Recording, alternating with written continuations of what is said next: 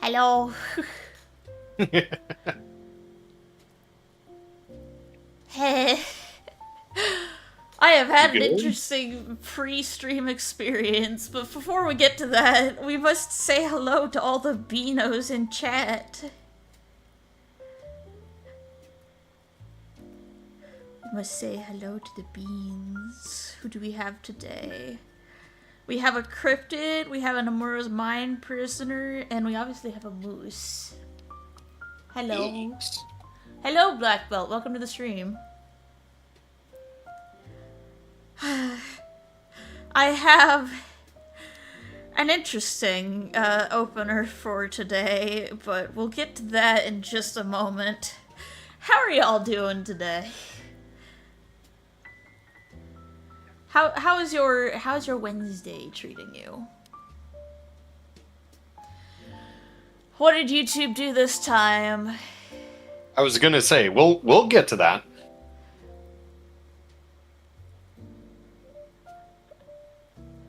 Moose, I humbly request you help me eyeball the YouTube chat as well, if that's okay.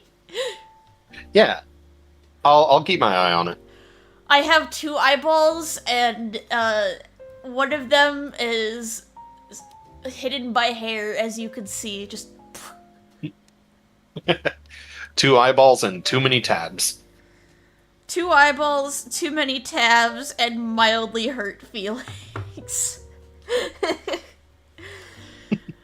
Hello, unknown anomaly. Welcome to the stream.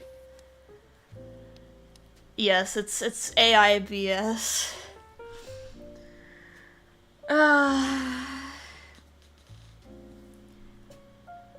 I suppose I'll get the starter of the quote unquote. I'm going to goon if that's so. I am off the table for gooning, but I appreciate that you find the design appealing.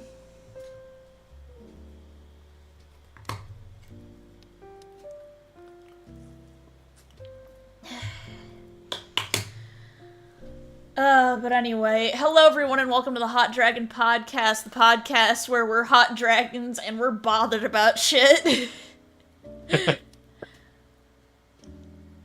I have a Shadow Sonic hoodie now. Hell yeah. Nice. But, so, I have been on a hunt for, a no gooning. We have a keep it safe for work rule here, especially because, you wouldn't want people to goon over you when you're an actual person. Like, fun fact, this person and this person are both real people in real life with partners. Exactly. He has a wife and I have a boyfriend.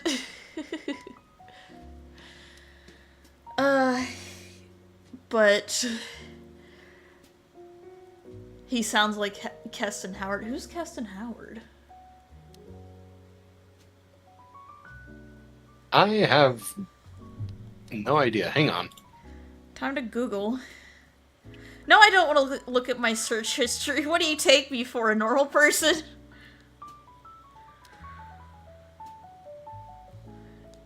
Apparently Keston Howard is an actor.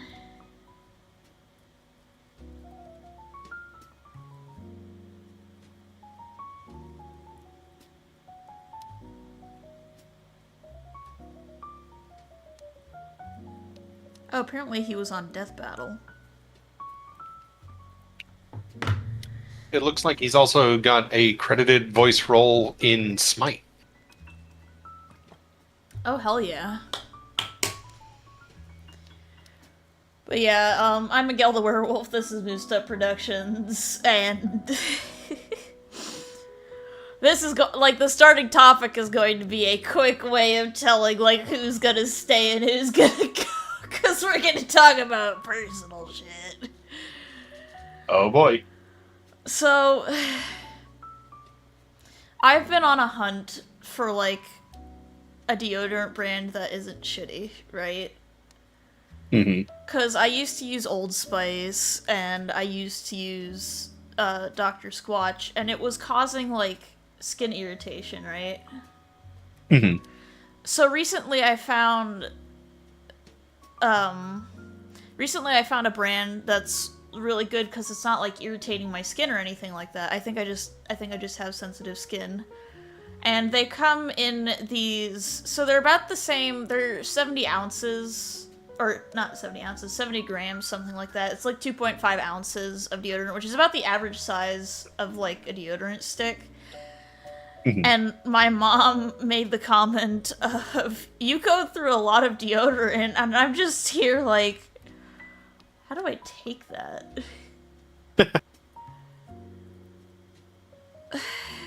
Because I'm one of those, I shower every day, I'm hygienic.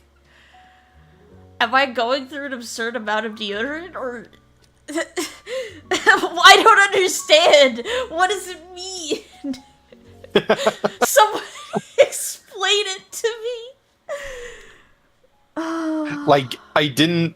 I wasn't aware that, because this implies, too much deodorant, and it's just, I wasn't aware that was a thing, apart from specifically body spray. Well, yeah, I'm not gonna touch Axe body spray. Axe body spray is nasty.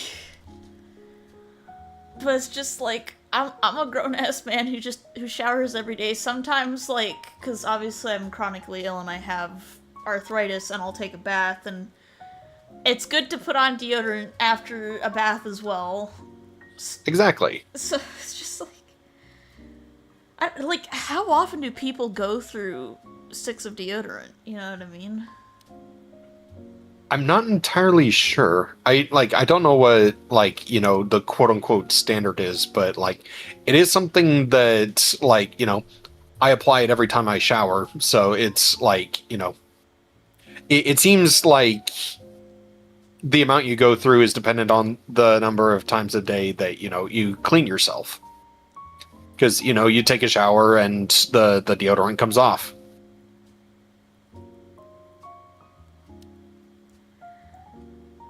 Okay, I'm gonna use.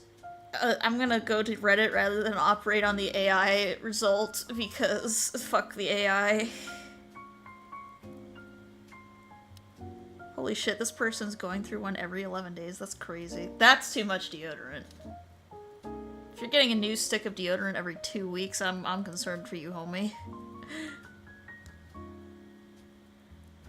How much is how much deodorant does the average person, aka people who are showering regularly and using deodorant?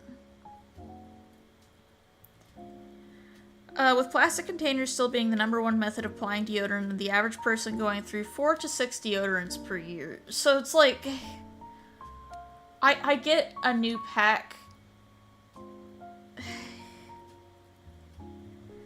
I am using more than the average person, but not like,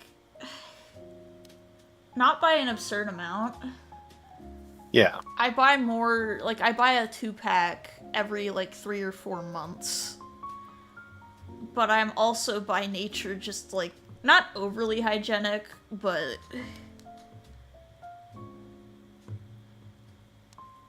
I don't know. I feel, it was like, you know what it is? It's like, it's one of those things where it's just like, I feel weirdly self-conscious. So you know what I'm gonna do? I'm gonna share it with people on the internet. But yeah. I mean, you're kind of giving yourself a sanity check. Because that's the thing. I go to talk to other people about it because it's like, I need to know if I'm crazy or if, like, I just got told something crazy, you know what I mean? Mm-hmm. But yeah, that's like maybe 8 a year total. And even then, the things that I'm getting are smaller than, like, the cheap-ass shit that people are usually getting, so... Yeah. Because usually if it's, like, stuff for, like, sensitive skin, or if it's, like, medicated or something like that, it's usually in a smaller bottle. Yeah. Bottle, stick, container. I used to get... Tube. I used to get antiperspirant, but antiperspirant was fucking me up. Like, I kind of reached a point in age where it's just like, oh, the antiperspirant is, like, irritating my skin. Mm-hmm. It's, like, I don't know if it's something they put in it, or if my body is just sensitive. I'm a fucking medical clusterfuck, as the people who are close to me know.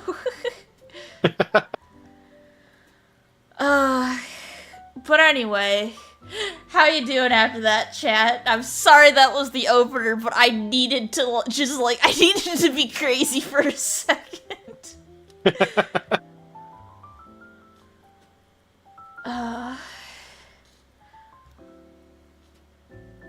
God, not to go on another tangent, but,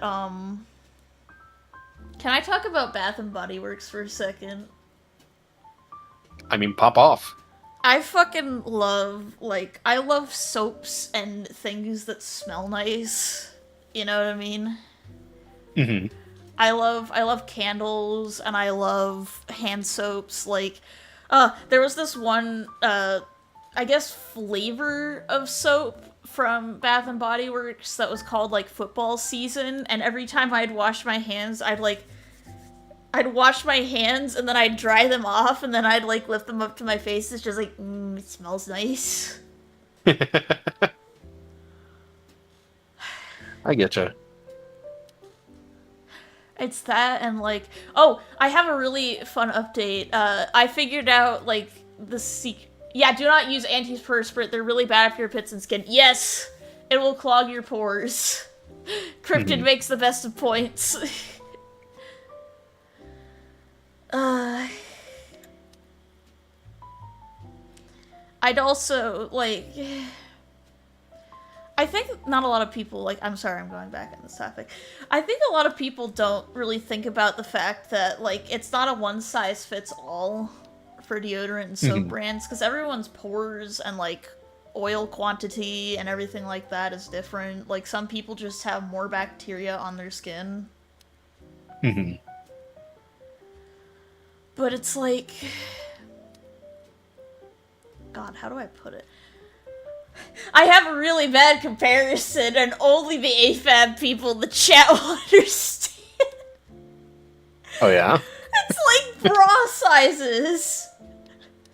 Soap and deodorant are like bra sizes, because it's just like... If you want anything that'll be, like, good for your body, you're gonna have to pay for the expensive shit, because otherwise you go with the cheap shit, and it, like, it gets stuck in your pores, and you break out, or you, like, it burns your skin or something like that. Behold, the booby expert. But yes, PSA for the people in chat: do not use antiperspirant. Just use deodorant.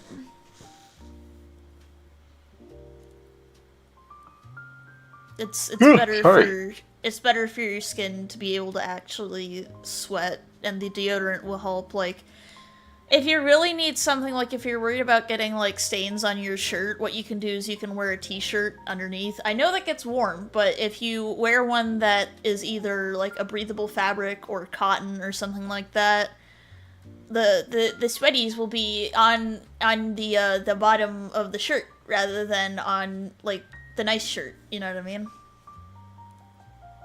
Yeah. Oh...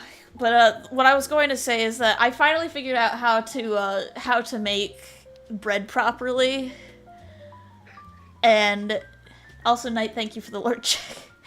The dough smells so good. Like, I cannot describe the beauty that is the smell of, like, bread dough. I want you to imagine, like, a warm hug in dough form. That's what bread dough smells like for me. But I finally got it right, and I realized one of two things. One, you need to keep, like, your bread dough, especially since it's wintertime, you gotta keep it in a warm place. So what we did is that we'd heat up the oven a little bit, and we'd make sure it's around, like, 100 degrees, like 100 to 80 degrees, that general range. And we put the starter in the night before. The other trick to it is letting it rise in the same warm environment. Because it tells the yeasty boys, yes, that's what I call the yeast, it tells the yeasty boys that they can grow and frolic and consume the sugar of which I put in the bread dough. I love the smell of fresh bread. Me too.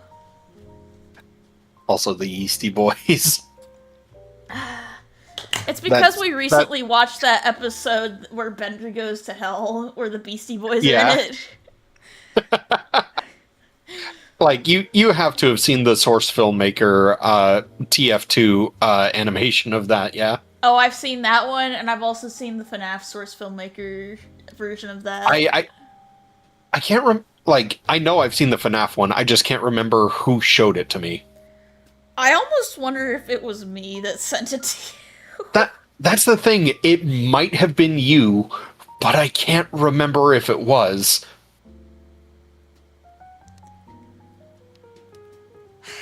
I may or may not be engaging in a mildly compulsive behavior right now. Oh, what's that? I'm checking my credit card balance. I have not... Wow. I have not been financially irresponsible, but this month has been a little bit tough in terms of just because other people are spending money on, like, Christmas gifts and everything like that. Yes, TF2 mentioned. Also, Rose, thank you for the lurk check. But, I've been buying a lot of, I've been buying a lot of, like, necessities lately. Like, obviously, like, getting deodorant. I get bar soap at the moment. Hmm. So I got Dr. Squatch bar soap because it's got a little of like an abrasive in it, so it helps like scrape off dead skin. Yeah. What else? Oh, I got a it's a little gift to myself. It's a little early Christmas gift for me, but it's a kanji character workbook where I can practice kanji characters. I haven't started it yet, but one of the things that I've kind of been focusing on lately is taking more time to read and learn skills. Hmm. I just feel like a lot of us spend way too much time on the computer. Yeah. Spending time learning how to... Come on, brain, you can do this. Spending time learning how to, like... Learning how to bake bread and learning how to, like, do kanji... Like, write kanji characters and memorize them. Or even just, like, I've been reading a book, I think it's called Goblin Mode or Goblin Core, Hmm. where it's basically talking about how to take care of yourself as, like, from someone who is... Because initially it's just, like, here's how to live a cottagecore life. That's how it advertises itself. But it's basically, it delves into a little bit of the, like, gender non-conforming experience, and it's basically, like, alt lifestyle and living a healthier lifestyle away from standards. Okay. Did you hear that? That I did. What was that? I'm gonna go check just to make sure someone isn't hurt. Hang on. All right.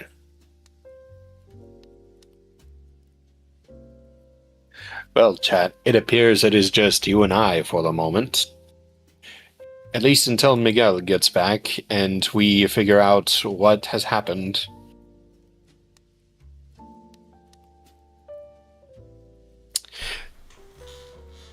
Okay, I'm back. Everything good? My mom was imitating someone on the television. I think Oh. she's watching Wheel of Fortune. Yes, my parents were at the age where they watch Wheel of Fortune. Also, from Edgar Allan Poe 420, hello everyone, just a reminder that you matter and you are amazing individuals. Stay cool. 1, know you. 2, there's 2. 2, that's 3. 2, know you. Behold as my hands don't track properly. But yes, thank you, Edgar.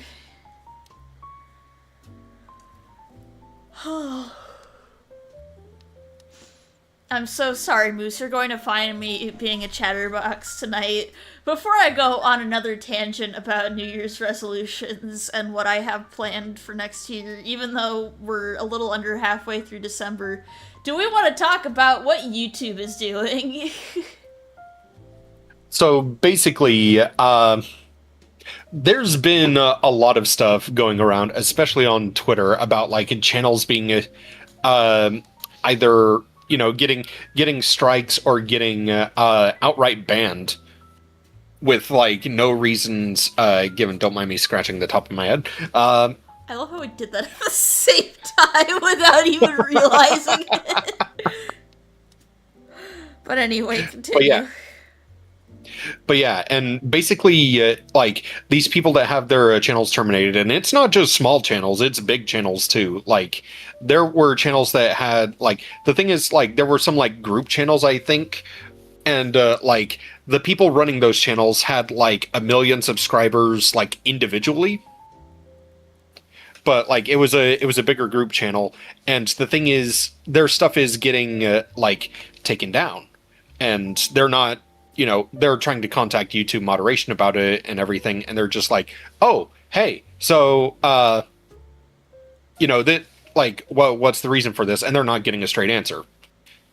They're not being told why their stuff is being taken down. They're not, and the thing is, it's all AI generated responses. They are not getting in contact with a human. And basically, in order to get in contact with a human, you basically have to post about it on Twitter and go viral for it. And the thing is, there was someone who ran a quote-unquote small channel. They were doing like tutorials, I believe. And the thing is, they got through to a human who approved their channel and everything. After they like made an appeal, and then the next day, the moderation took the channel down completely. Good lord.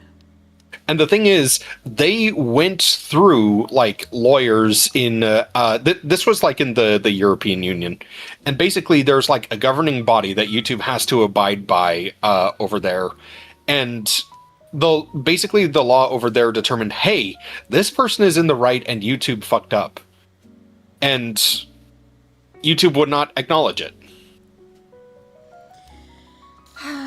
And it's not helped by the fact that earlier today, the YouTube CEO made a comment about specifically wanting to push forward with AI and incorporating, like, encouraging AI, basically encouraging AI content on the platform. Yeah, like, and not just on the platform, but AI moderation tools. Which, are the reasons that so many of these channels are being taken down without notice. And not only that, it's like, if you get too many views too quickly, your channel will get hit for spam, and you, like, good luck getting in contact with someone to appeal it. And the thing is that I think YouTube fails to recognize that, like, obviously, because the thing is, they're making so much money off of AI slop right now. Because the thing is that, like, average viewers, like, I'm trying to think of the best way to put it. We have, like, specialized, like, everybody has specialized stuff when they spend enough time on YouTube. If you've been on YouTube for 1, 2, 5, 10 years, your recommendations are going to be curated to your specific interests, and the recommendations will update as your interests change. The problem is that new users are being fed this AI slop. And the thing is that since it's turned out quickly, and it's turned out cheaply, that's what's being prioritized. It's like the equivalent of, like, let's say, I'm just going to use this as an example. You have the choice between a McDonald's burger that's had its, like, a footprint in it, which is the AI crap. I'd like it if my arms could not. Ari, please calm down. She is having a hard time, and I think it's because my blanket is pink. Oh, man. But anyways, you have the choice between a McDonald's hamburger with a footprint in it that's been stepped on and thrown into the gutter, and like a hand-grilled steak. Which one are you gonna want? The garbage or the steak? It really is the whole, just, that bit from SpongeBob, just the, where's the love? It really is just those fucking gray paste patties. Exactly. And the thing is, apparently there was another thing that happened, like, I don't know if it was today or, like, it was at some point earlier in the week, but there was a content creator who, like, posted something to Twitter. Like, they posted, like, a short video to Twitter. There was another YouTube channel that grabbed that and uploaded it. And then when the person who made the short uploaded the short to their channel, YouTube got on them rather than the thief. Yeah, for re-uploading. And the thing is, I think in that particular example, one of the things that I wanted to talk about is today, Moist Critical's video came out about the whole thing. That's how I found out about it. Yeah, and I think that's how, like, I think he might have quoted what happened in that particular instance. He did, yeah. He pointed to it as a direct example. Yeah. And good news, the guy got his channel back That's good. as of like 3 hours ago. I think a lot of people don't recognize how much that window of time can fuck up your channel, especially if you're big. Exactly. 3 hours right after a video publishes, that just kills your video. Exactly. And not only that, there are people that basically like they'll upload something according to their schedule. YouTube will, they'll fuck with it. They'll like come up with the reasons like, hey, this can't be uploaded because of this, and this. There's like a bunch of hoops you have to jump through with moderation. And then by the time all that gets sorted out, from the time you upload it to the time everything is figured out, the algorithm kills any momentum that the video might have had. Hello, Rogue. Welcome to the stream. We're currently bitching about YouTube. I really need the blue sky to YouTube, as it were. Like, I know Blue Sky's been making some shit ass decisions lately, but I did see something earlier today. I don't know how I feel about it just yet. What's the news? It's another video hosting platform similar to YouTube. They also just rolled out support for shorts, but that's all I know about it. I haven't had time to check it out. I haven't had time to vet it or anything. But they are trying to kind of be blue sky to YouTube's Twitter. I'm going to wait and see, like, because here's my general policy for it, and obviously this isn't an everybody thing.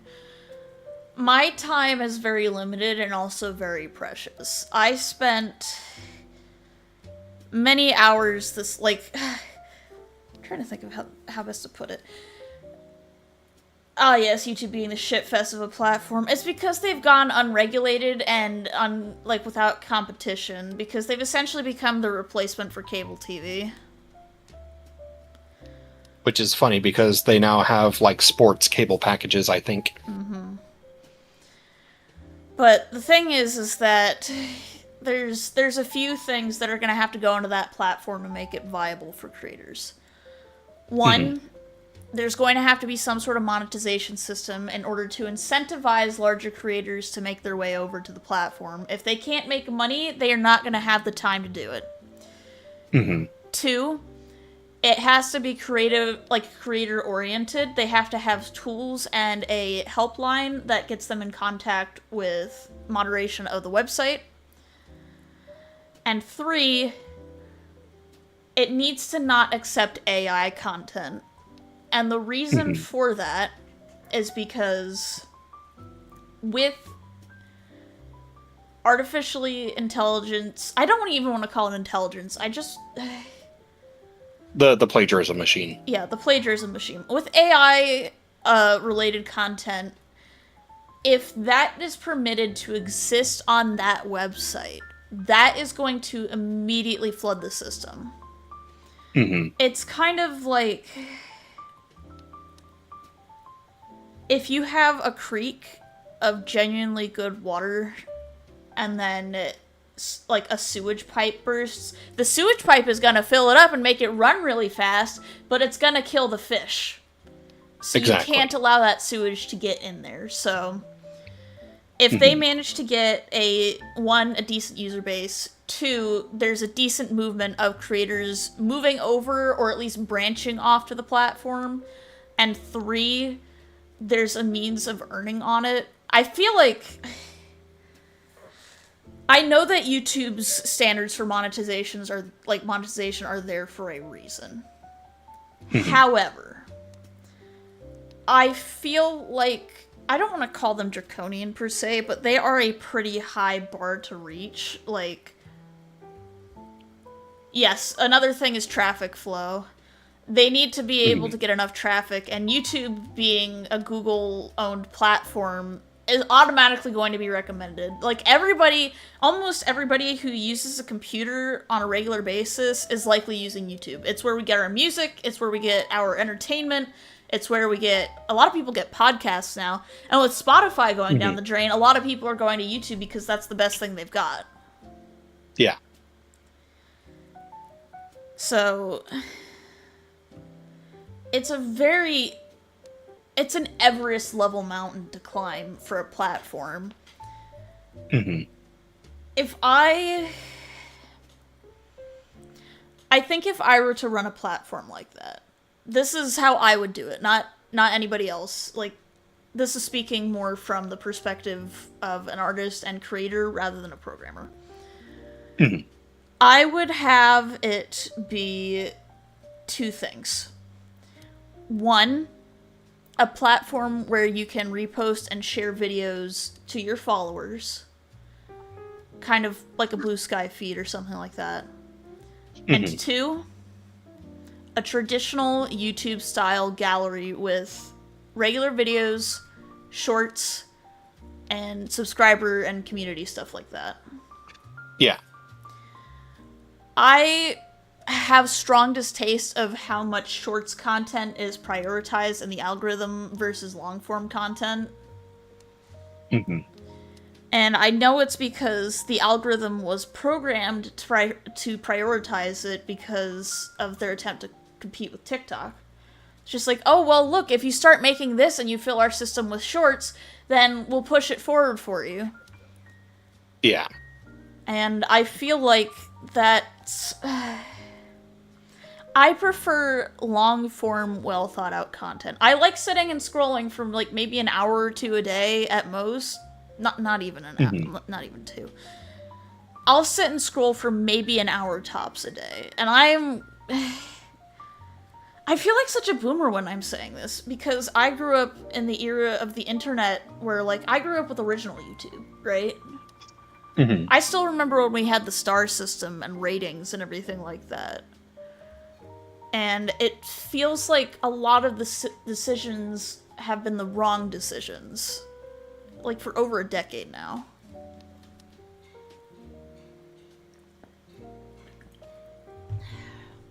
I don't know if the camera caught that. What did you do? I was signing to fire. Were you telling her you love her?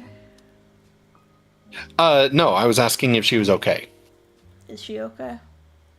Yeah, she's fine. She's just moving to the back for a bit to give her back a rest.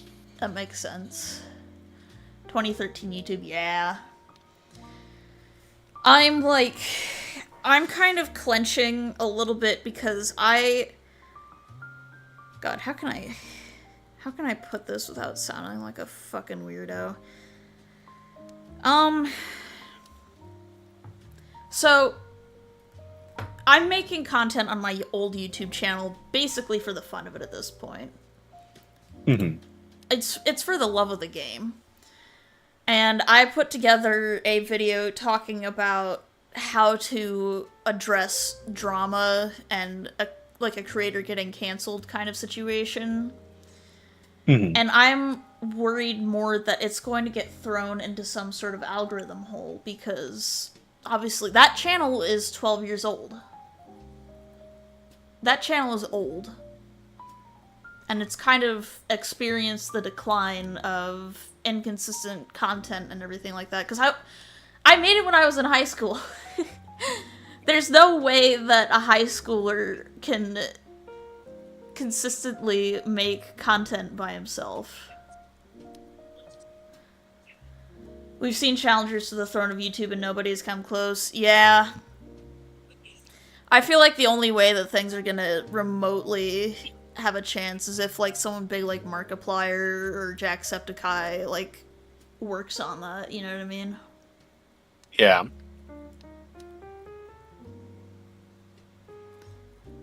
Literally, like, if Mark put together a platform that was more creator-centric, because, man, here's the thing. Here's the deal. there's a common misconception about how to make a living and earn as a creator.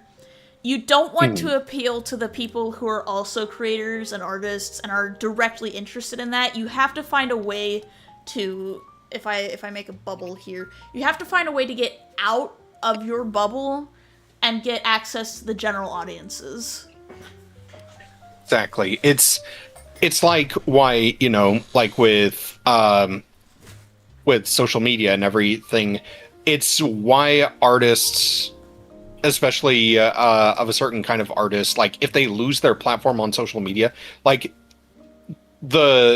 basically any social media that's set up is, like by artists for artists exclusively, is not going to work, at least not financially for the artists, because that's not how you get the clients. That's how you get artists passing the same $5 around. Yeah, and I'm still personally trying to figure out how to, like, break out of that bubble, as it were. Because the thing is that, like, the best way, and I know we're on an ad break right now, but I find myself in a very lucky position where I do have regular clients. Yeah. I wish that I had the means of, because I've been sitting here and thinking to myself, how do I expand? How do I get to the eyes of other people? Because Twitter's useless. Twitter's fucking useless right now. I sit down, like, my general schedule of things is obviously, like, I'm trying to think of how to go about it. Twitch does not have a lot of cross-promotion. Twitch is basically like, I come here, this is the prime content. Twitch, it does not advertise me a whole lot. I have to advertise myself. Yeah. YouTube is the primary means of advertising the Twitch content, because obviously you take the clips and you edit them for me and I put them up, and I do the long form content to kind of balance shit out. And obviously we have the streams here on the YouTube side of things. Oh shit! Run. Hi! Welcome in, Raiders. Let's go ahead and get you a shout out. Epithet Noctum, thank you for the raid. / shout out. Epithet Noctum. Welcome in, Raiders. Just give me a memento to get back here. How was your stream? What were you working on today? For a little introduction, I'm Miguel the Werewolf, your friendly neighborhood werewolf, VTuber, and artist. I'm usually a werewolf, but as you can see today, I am a pretty dragon lady. You've come in on a day where we're doing something called the Hot Dragon Podcast, where we basically, where we sit down in VR chat and we just kind of talk things out. Was Pretty good, much, did yeah. some commission stuff. Hell yeah. If you want to share it in the chat, feel free. We do accept art tax, but it is optional, not mandatory.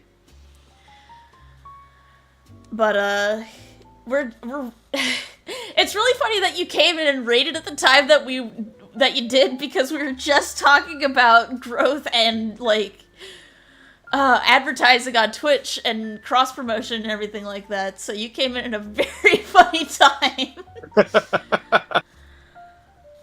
But yes, so a very warm welcome to everybody who came in and raided. If you guys have to raid and run or do anything to take care of yourselves, please do. If not, feel free to stick around. If you want to, you can join my Discord server. Go ahead and do the macro for that, just for anybody who needs it. Discord. I think that works. Yeah, there we go. That's like the best way to keep up with my stuff. Which, speaking of Discord, I know a lot of people talk about advertising on Discord. I have not had a lot of luck cross-promoting on Discord as time goes on. Yeah, I kind of get that, especially because, like, this is coming from someone like, here's the thing. I'm in a lot of servers, but I'm not in a lot of like public servers. I'm like in a lot of like servers that my friends join and everything because, you know, I'm very introverted. I don't like being in public spaces. But I feel like kind of like advertising yourself in like other servers, like even if they have like channels for that kind of thing, it feels like something that it is a way to get more eyes on your work, but it feels like over time it's become less and less effective.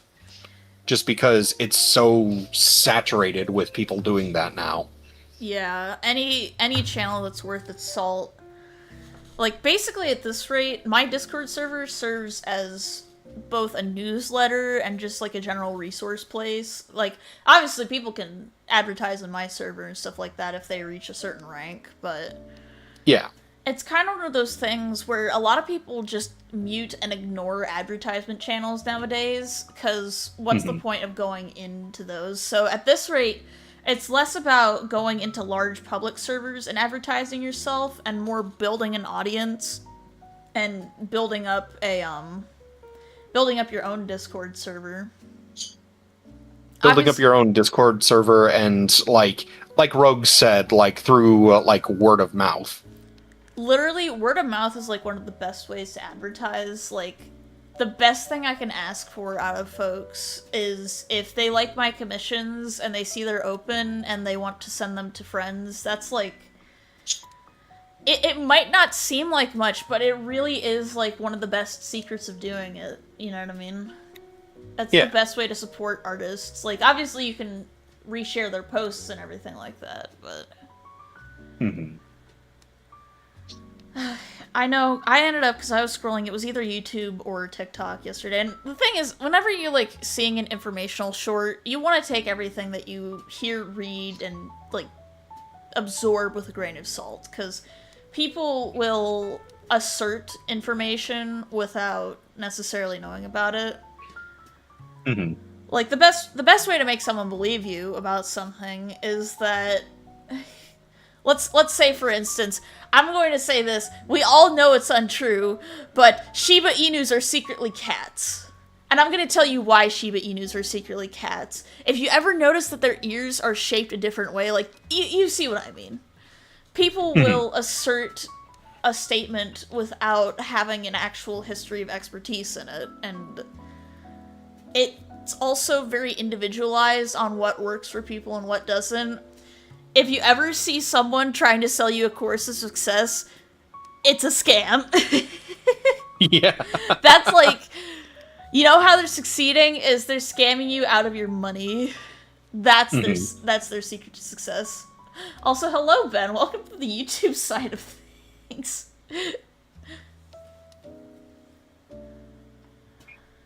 Oh, Lord. But yeah, it's...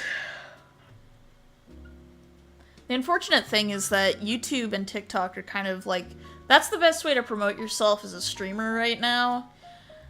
Blue Sky is okay if you have a specific niche. Like, I know a lot of the stuff that people follow me on Blue Sky for is, like, TF-related stuff, but even then, I have a hard time, like...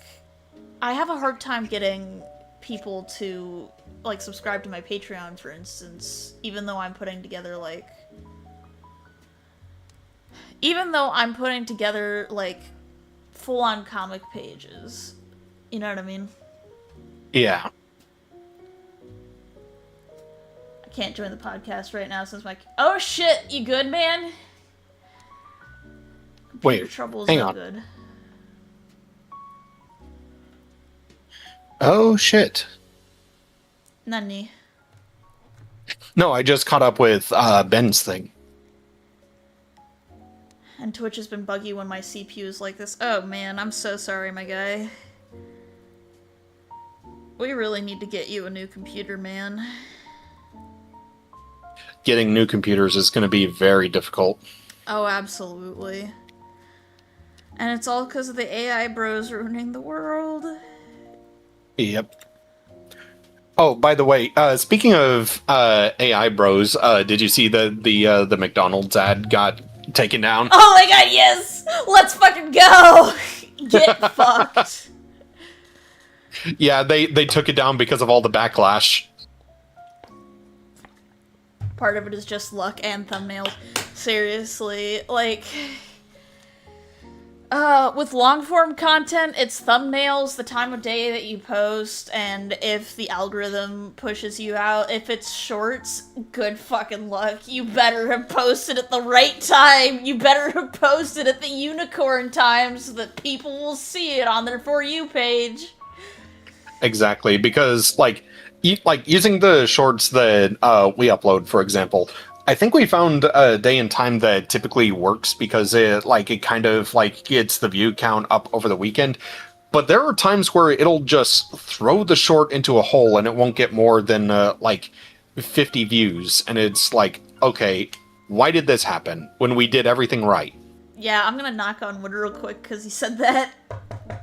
Because I know as soon as we upload a short, YouTube's just going to be like, oh, this time doesn't work anymore, but we're not going to give you audience insights because your channel's small. Exactly. And I hope this short gets seen because I think it's funny. Dude, you fucking cook. Like, I've been sitting here kind of like, meh. I can't get the avatar to cross her arms. But I've just been here, like, fucking, I really hope that compilation kind of picks up over time, because I spent a pretty decent amount of time on that title card. Yeah. Well, there is going to be a second part coming for it, and I'm honestly looking forward to that one, because that has more of my later work in it. Because, the thing is, as the person who, made these shorts, I'm, looking at my early work and I'm going, ooh, I could have done better. See, and that's the thing, is that the average viewer isn't gonna notice that kind of stuff. So it means that you're growing. Yeah. You know the kind of template that you sent me where it has the 1/3 view of the camera focused on your VTuber model and then 2/3 of the camera focus on the game. Yeah, you've adapted and changed it since then to better Yeah, suit it. I still go back to that from time to time just so that people can see what's going on. It's like, how do I describe it? I'm trying to put it into film terms. Composition. Yeah, it's not really a composition thing. It's changing the format of the shots for a specific thing. Basically, I use that template that you gave me as kind of a, hey, we're settling back into the context of everything. This is a short of you playing a game. If I did nothing but stay focused on you or Spring in a Baldur's Gate clip or something like that. Mm-hmm. It's not really... Go ahead. Am I thinking of an establishing shot? Establishing shot might be the closest thing we have. I have thoughts on the 9:16 aspect ratio, but we'll get to that in a minute.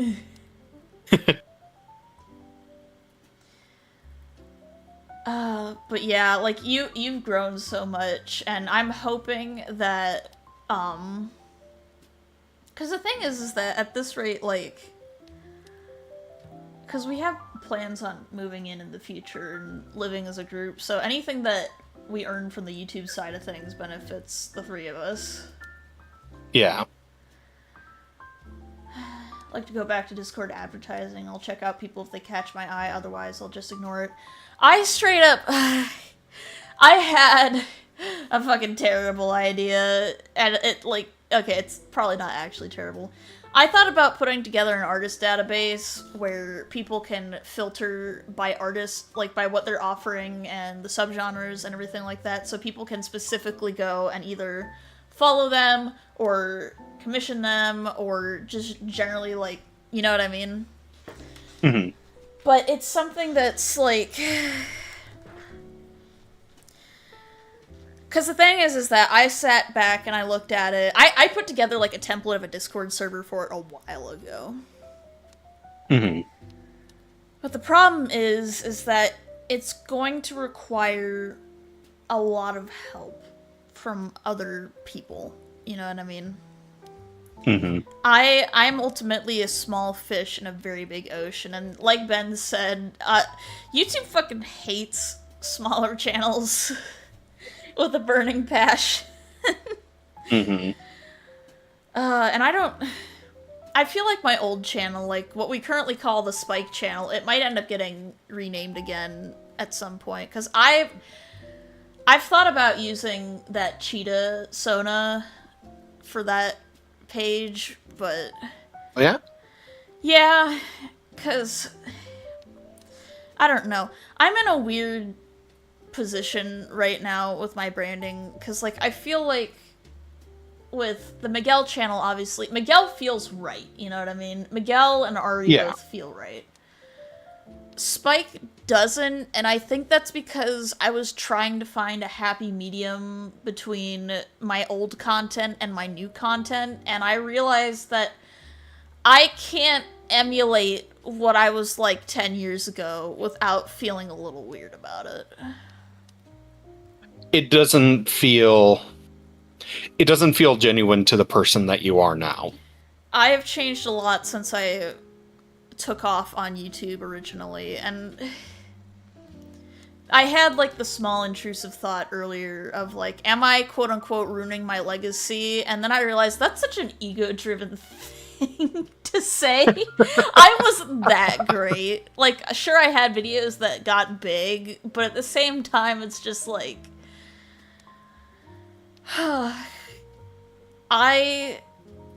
because the thing is that I know, like, when I was a teenager, I was a little bit more full of myself, because it's just like, oh, look, I'm a YouTuber, I'm doing the thing that everybody wants to do, I made it to the top 1%, meh, meh, meh, meh, meh.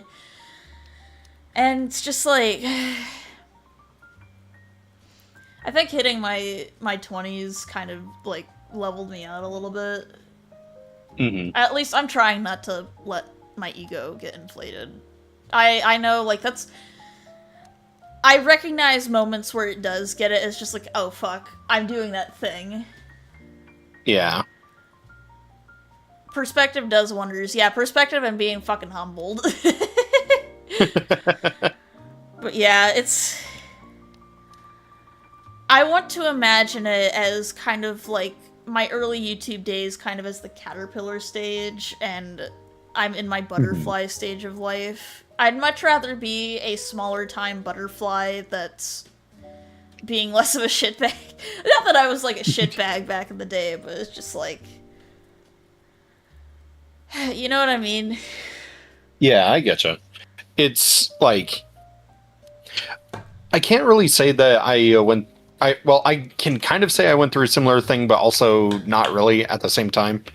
Because I used to do content creation stuff. I've been thinking about getting back into something kind of similar to it. Mm-hmm.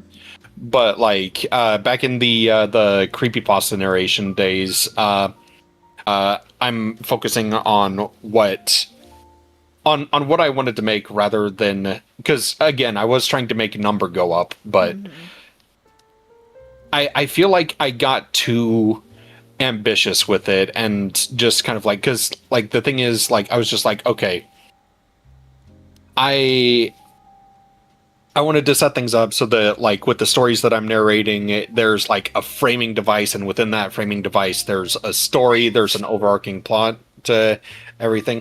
Bless you. We had a sneeze. Tell her I say bless you too. Yeah. Miguel says bless you too. You gotta show appreciation to the wife. Yeah. But like it just got to be too much, because like there was one thing that I wanted to do where I wanted to get into like 3D animation and everything to make my own like background graphics for each individual story and everything, and it's just like I'm not gonna have time for that. Mm-hmm. And this was stuff that I wanted to do while I was in college, and I burned myself out so hard before I had even like started on like the big comeback that I wanted to do. Yeah. And looking at it now, I kind of realized that like the original thing that I enjoyed doing, it it got away from me because I was trying to like innovate to make things like bigger and better when the whole thing was just, telling the stories that I appreciated.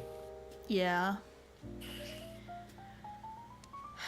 Ben says trying to find your niche and playing around with it is always difficult to do. Yeah. Mm-hmm. I find myself in an interesting position where I'm trying not to give into survival mode, as it were, with content, because with the way that the economy is right now, like we just talked about this earlier. I had another fucking scam email about job applications, just like, dear prospective employee. It's just like, you don't even know my name. You don't have my resume. You're faking it. Mm-hmm. For like a water purification company, you sure are talking about like microalloys or something. I love having microplastics in my water purification company. But it's one of those. And it's just. Go ahead. Sorry, go ahead. I was just gonna say, I've kind of been asking myself, like, do I put more time into the old channel? Do I do more of that shit? You know what I mean? Mm-hmm. But I'm also in a bit of a tough position where here's something that not a lot of people know. All of the shorts that go up on TikTok and the YouTube channel for Spike, those were recorded months ago. Mm-hmm. I recorded those all in one burst while it was still summertime. My suit is dying. And God, that sounds fucking angsty as shit when I say it, but he's getting to the age where, welcome back, Rogue. The original suit is dying, and repairing it, I'm kind of at that point where I ask myself the question of, because I'd still like to make suit content. I love doing that. Mm-hmm. But when you see your suit falling apart, because it looks good, it looks fine on the outside because I keep the fur in decent condition, but the fan is dying, the ear was yanked on at BronyCon 2019 pretty severely, and it's saggy. Like, the ears used to stick up way more and have, like, more upness and bounce to them. Mm-hmm. And I find myself in the position where getting a suit is going to be a business investment. You know what I mean? Yeah. And I don't, like, if I'm going to spend $2,000 to $5,000 on something, why wouldn't I spend it on a new PC rather than a suit? You know what I mean? Mm-hmm. And that fucking sucks to say because I like making that content. Yeah. Entropy, my guy, it comes for us all.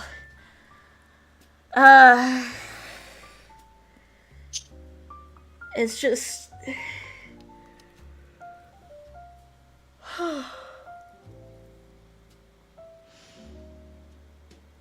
I'm in that weird position now. Yeah. I don't want to say that I'm poor, but I'm definitely not in the... I'm not in the area where I can be spending money loosely, you know what I mean? Yeah, I getcha. Nobody's really in the position to be spending money loosely. I mean, yeah. Yeah, all of us are, unless you're a fucking billionaire. I think, you Which know if what... we start... Huh? Go ahead. Go ahead. I was just gonna say, like, you want to know one of the things that makes me the most quote-unquote depressed? What's that? Seeing rich people flaunt their fucking wealth. Like... I'm talking about, like, rich people. Like, people who are making a couple mil a year or something like that. Or, like, what's the term for kids that get, like, money from their parents? Trust fund kids. Trust fund kids, yeah. I, like... Because I don't know how to put it other than it feels undeserved for them, but life ain't fair, so...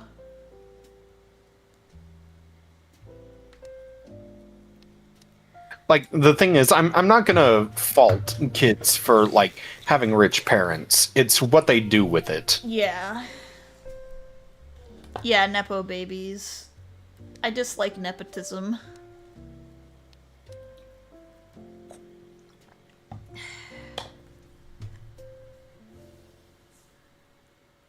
Sorry, we're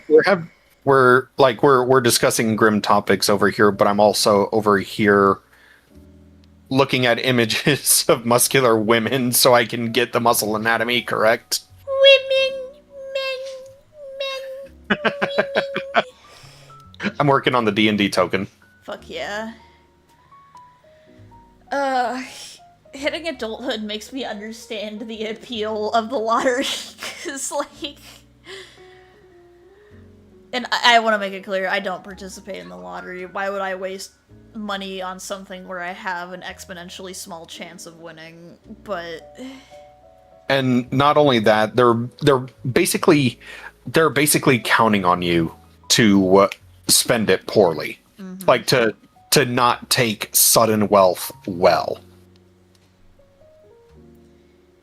Let alone the amount that gets taxed from you. Exactly, which, from what I understand, that can be taken as like a lump sum at the very beginning. Mm-hmm. Or you can pay it off over time, but it accrues interest that way, and that's what they're counting on.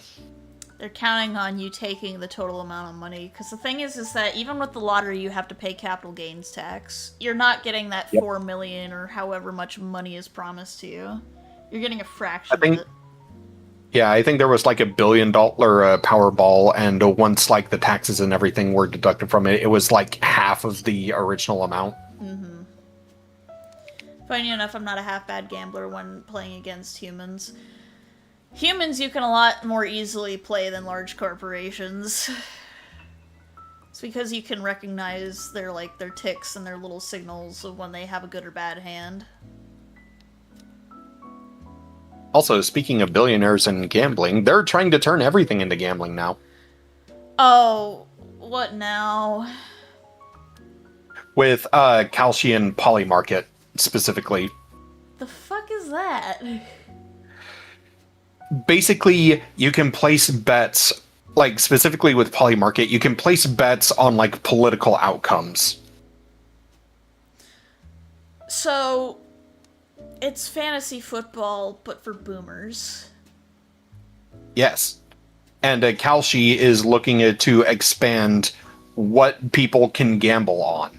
Like, anything that has, odds of happening, people can gamble on, basically. That's basically the long and short of it. I have a horrible joke I could make. Oh, yeah? Fucking, gambling rights for tabletop games. And here's the thing. This should be illegal. It absolutely should be illegal, and I want to make it clear I'm not gonna turn my fucking tabletop games into gambling. That's a joke. Sorry, that just kind of reminded me of a Brennan Lee Mulligan joke. Or, not joke, quote. Basically, he described D&D and tabletop games where you're using dice as gambling for story. Mm-hmm. And I can kind of see that, because it's it's luck to see if things can play out the way that you want them to. At least from a surface level kind of thing.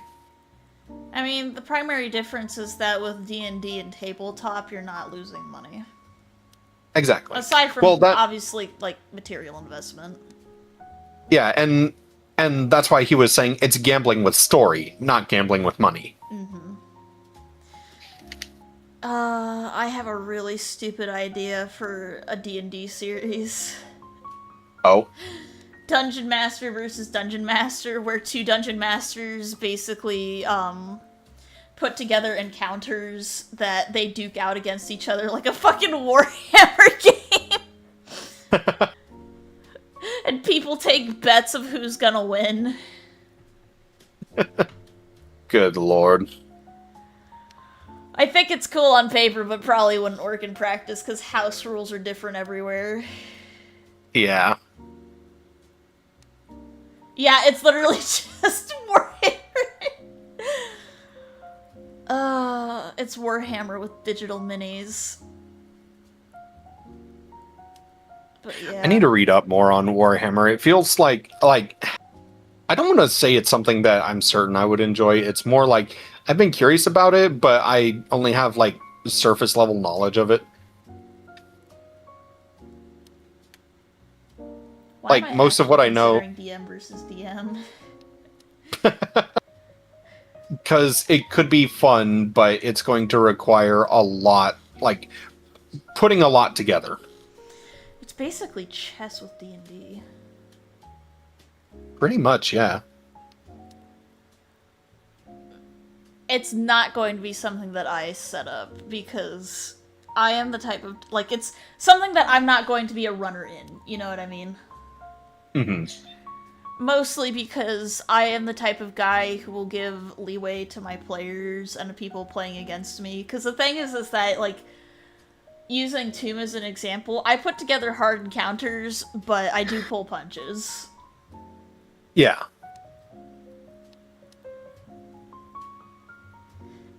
Also, I'm just remembering, I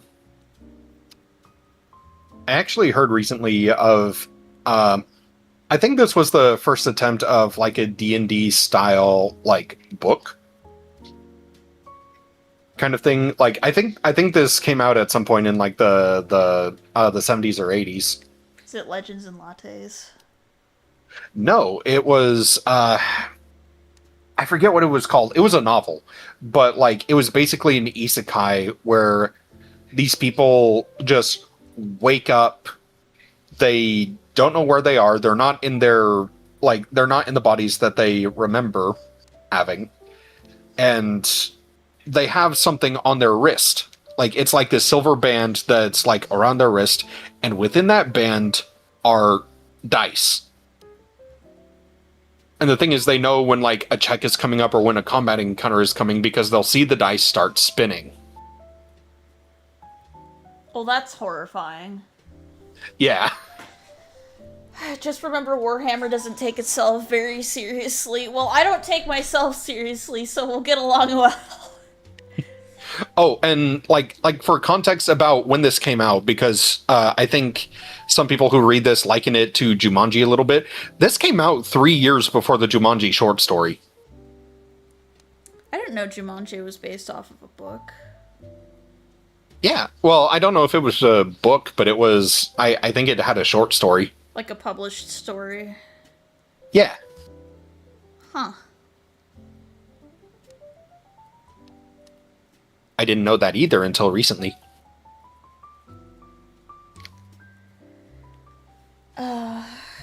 Speaking of money and putting investments in money, it was based off of a children's book. Yeah, that checks out.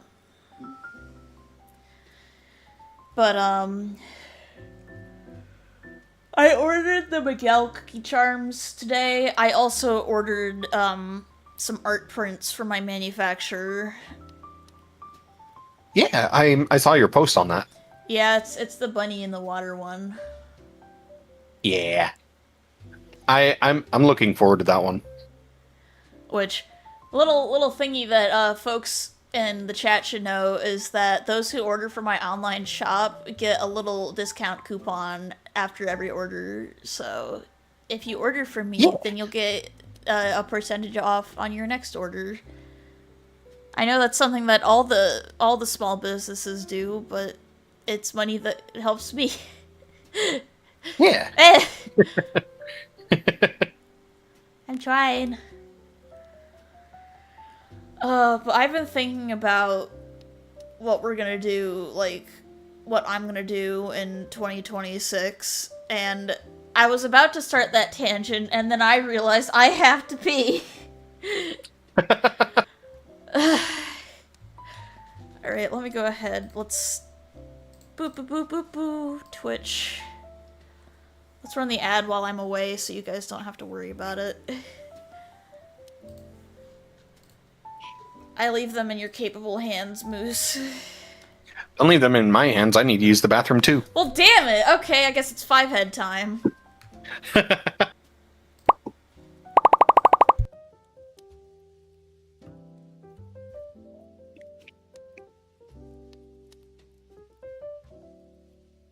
We'll be back, folks.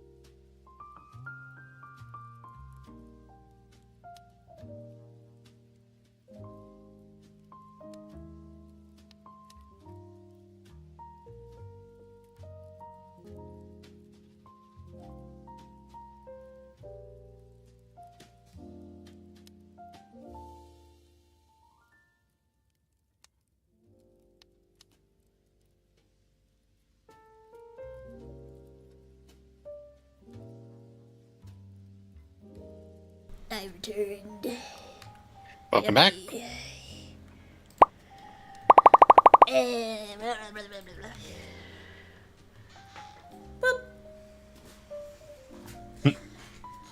Oh man, I had another idea while I was away. I need my brain to stop getting ideas because there's only one of me.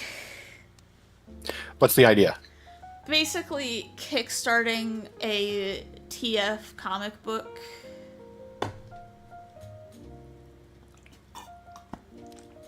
Water. Hello, train. Hello, train. But yeah, since a lot of the people that follow me like transformation-based artwork, like I could kickstart the comic book, and then like I have one of two ways that can go about it. Either the Patreon people like get access to the digital copies, or I have to make it separately, like separate comics. Yeah. I've been like, I've been having a little bit of a hard time because, see, I've been having a hard time getting more people to subscribe to the Patreon. I don't know if it's just that the stuff that I have isn't, like, because the thing is that I have several people, like, I put out a poll in my Patreon chat today asking what people have joined for, and there's a decent amount of people that are in there for, like, TF-based art. Mm-hmm. But I don't know if it's just the means of which I'm doing it, or if it's how I'm advertising it, but I'm having a hard time getting people to subscribe to the Patreon. And there's a small part of me that's wondering, like, do I need to put, like, my Patreon basically in my pinned post kind of situation? Where do I focus? I get you. Yeah, Rogue, that's more than fair. And I know that's the case for a lot of people, too. Like, not everybody can afford to support creators. But, like, I'll just use this as an example. If I made... Let's say that I had... I need to do the math. No, let me do the number math on it for a second before I talk my mouth off.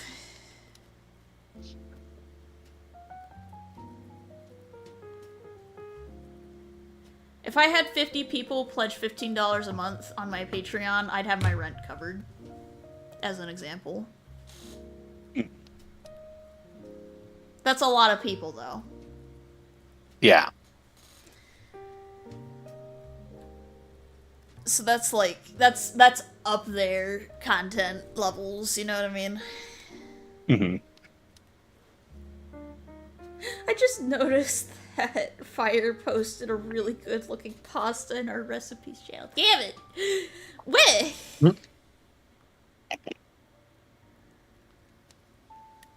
But yeah, I thought about, so I did, I've mentioned this, I did format the comic, like the Patreon comic specifically to be at a printable rate if the patrons wanted to make it, like, a running thing.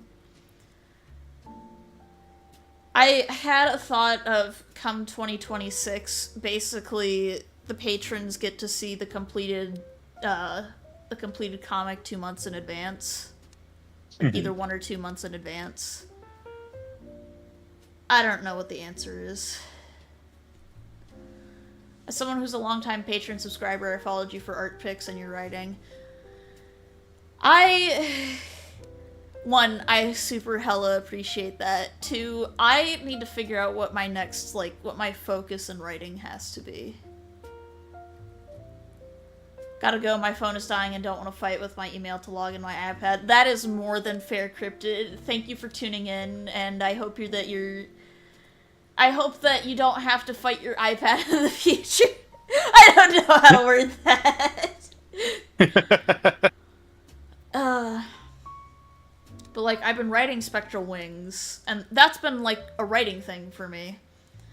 I want to incorporate writing streams more regularly into the schedule, you know what I mean? Yeah. But... God, there's, like, I've always had this kind of underlying feeling of, am I putting out too much content? Am I, like, flooding people's inboxes, so to speak? And then I also realize, is there really too much content coming out of me? You know what I mean? Yeah. That's a weird way of wording it. Like, am I putting out too much content? Like, who's gonna complain about, like, me making content? You know what I mean? Like, if anybody's complaining about me having too much content, maybe my content's not for them. My brain just did the whole, oh boy, 2 cakes meme. Oh boy, 2 cakes! I mean, is a singular butt cheek 1 cake, or is the whole butt complex the cake? I think it's the whole butt complex. In that case, we have 2 cakes here. I'm being delicate as a daisy here, but you're overthinking it a tiny bit. Yeah. I know that overthinking mostly stems from OCD. I'd rather have OCD thoughts about just, like, am I putting out too much content over, like, deeper shit, you know what I mean? Yeah.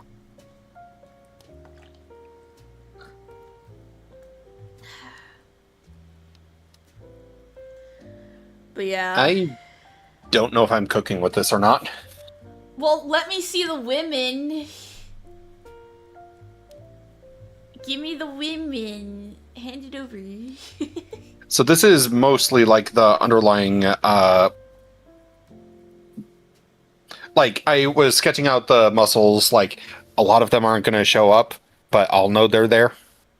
It's for you. You're doing it for yourself. Exactly. I forgot that I sent you sticky note, Rianji. You did, yeah. I'm very normal about him. Holds him gentle like Hamburger. Oh boy, Fire's back. The wife! She returns! She's welcome to join us. She froze in place. Oh no! We do the headlights turn. Or more specifically, I did it. No, don't you leave. Come back! No. We love you! She started exaggeratedly, like, tiptoeing backwards. No! We appreciate and love her presence. Hi, come back. We love you! I can hear her laughing. I just have the mental image of her, like, like the fucking SpongeBob squeaky noise. Presents.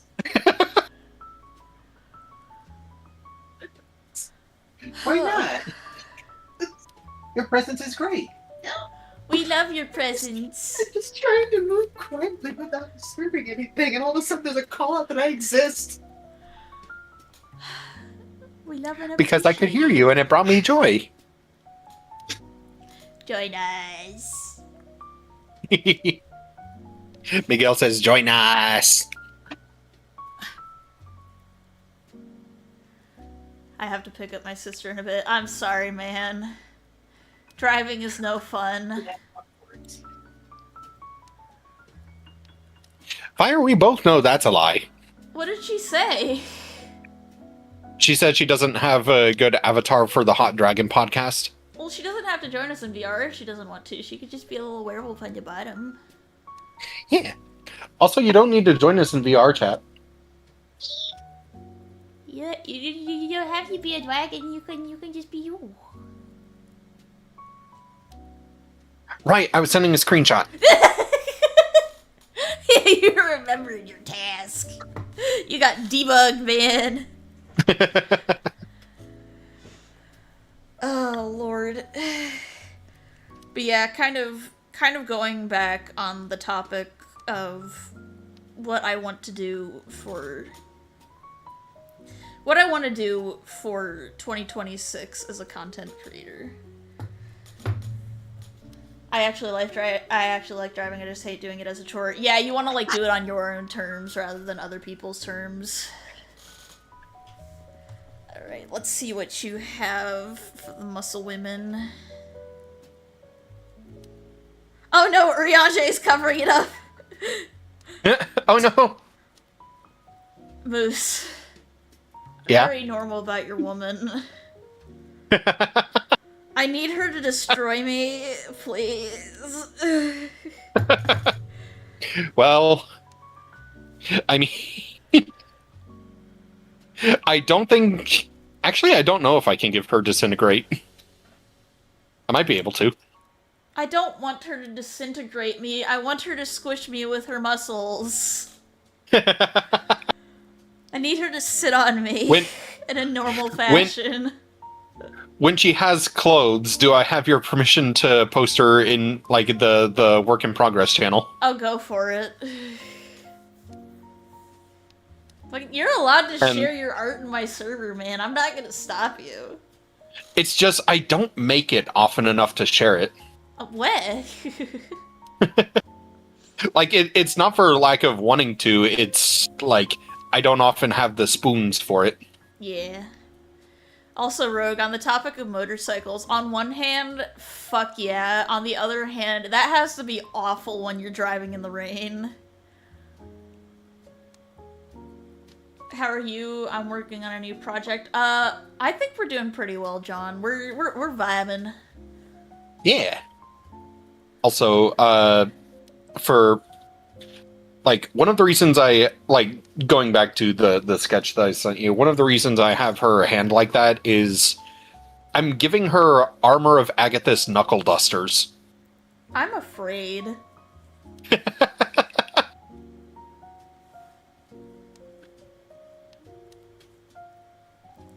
I'm looking forward to playing this character, if you can't tell. Well, you're gonna be playing her in 2 days at 7 p.m. Eastern Standard Time. Yeah. After the stream, I need to put her sheet together. I'm making a 4-foot elf on a shelf. That is a big elf on a shelf. That's life size. Oh, Lord. My family's recent stim is "You're an angry elf" from Elf. Poor Peter Dinklage. Like, he had to have been cool with that. Yeah. I like Peter Dinklage's voice acting. Okay, like, he's cool. Also, Fire was just signing sorry. Why is she sorry? Because the microwave beeps that I don't even think the mic picked up. I didn't hear any beeps. Yeah, I think it's too high pitched for the mic to pick up on its own. So I'm making one myself. That sounds like a hell of a fun project. God, I need. Also, is it just me, or was Elf like? I know it's a popular holiday movie now. Was it always that way? Because I don't remember it being that popular when it came out. What year did Elf come out? I want to say like 2004. Elf. 2003. 2003. I was close. I couldn't tell you, man. I hadn't formed cognitive function in 2003.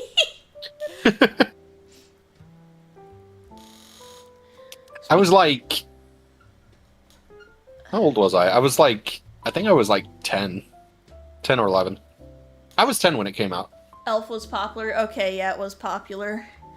I didn't have enough cognitive function to know what was popular between the years of like 2000 and 2005. After that, I started to get a grip on it, but yeah, it's only gotten bigger over time. It's gotten bigger over time because it's become so quotable. Yeah.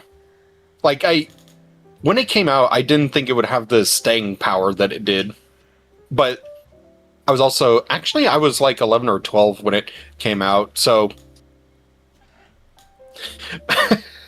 I think... Sorry, my brain just went, and this is why children shouldn't have opinions. This is why children shouldn't have opinions. Oh, Lord. Oh... And to be clear, that's a Cat Icarus quote. I'm not saying that genuinely. It's part of a bit. I mean, I don't feel like Child Me's opinion was a very good opinion, because Child Me's opinion thought that Tobuscus was cool before he found out that Tobuscus is a piece of shit. Yeah. I mean, I was heavily sheltered as a kid, so my opinions were, You know how they say be kind to your past self? I would have sat my past self. I wouldn't have beaten the shit out of them because, you know, they're a kid. They need to learn. But I would have sat down with them and just be like, all right, there are some things that you're going to have to become cool with because the way this is not good. I'm gonna get back to that because I have a point to make about it. First off, Mendy from the Netherlands, welcome to the chat. I love your username. Did you know the voice of Tony the Tiger sang the Grinch song? I did not. I did know that, yeah. I wish I could remember his name off the top of my head. Are we talking about the original song? Like the original version of the Yes. song? Wow. I'm learning a new thing. Yeah. I was jaded as a kid. I don't want to call myself stupid as a kid, but I feel like if I went back with the knowledge that I had now, I probably would have, quote, parented myself a little bit better. This isn't a commentary on my parents. This is specifically, like, if I had known these things, I would have avoided them, because obviously, like, growing up in the Wild West of the internet, not everybody knew everything. Yeah. I would say I was bad as a kid, but there were people around me who were much, much worse.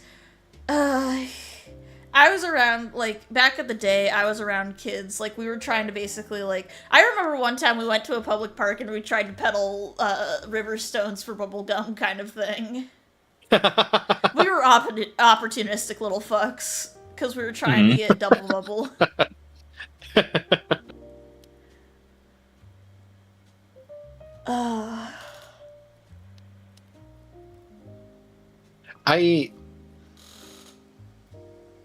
I'm trying to remember what I was like as a kid. I didn't get in trouble all that often because I was so afraid of getting in trouble, which might speak to my parents' parenting method. But I was always the one that would call out other kids for, like, you know, doing stupid shit that would get them in trouble. Yeah. I don't want to say I was, like, you know, I was the tattletale, but I was always the one who would, like, try to de-escalate before, like, the teacher came in. You were the parentified child, weren't you? I think so. Yeah, that checks out. Oh, shit, another raid! Run. Rebel the Fox, welcome in! Give me just a second to get you a shout-out. / shout-out Rebel the Fox. There we go. Welcome in, Rebel. Thank you for the raid, first and foremost. I'm Miguel the Werewolf, your friendly neighborhood werewolf VTuber and sometimes VR chat person. I am a, WildStyle259, thank you for the follow. Most of the time, I am a cute little werewolf man, but today I am a pretty dragon lady because we're doing Hot Dragon Podcast. It happens once a week on Wednesdays. I'm starting to wonder if we're going to have to do this in the evenings, because it seems like evenings are working better than mornings. We might have to. Unless, like... Nah, that might be too much. I was going to say we have, like, a morning edition one day of the week and then an evening edition, but that might be stretching spoons out a little too thin. Something Morningwood joke. But, Rebel, what were you guys doing on stream? We make a lot of sex jokes here. I apologize in advance. I'm always in trouble, Hang on. actually. It's my birthday tomorrow and I'm already... Well, how did you pre-ground yourself? Also, not me realizing that on my end, the Twitch stream was still paused at the 5-head screen. It's 5-head! I fucking love 5-head.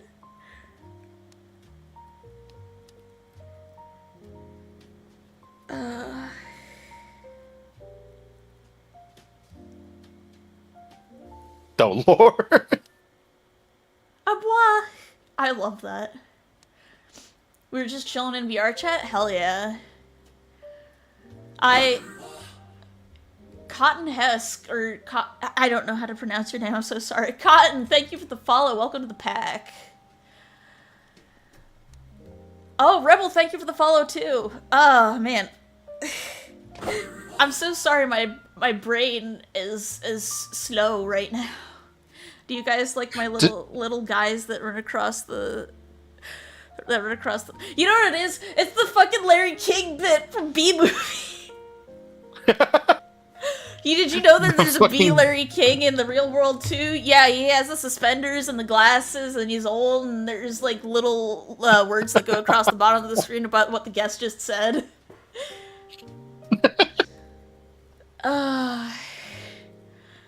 I'm so sorry for the new people that came in. I am very ADHD brained. I get lost on topics very easily, but again, welcome in and thank you for the raid. If you guys need to raid and run, please do take care of yourselves.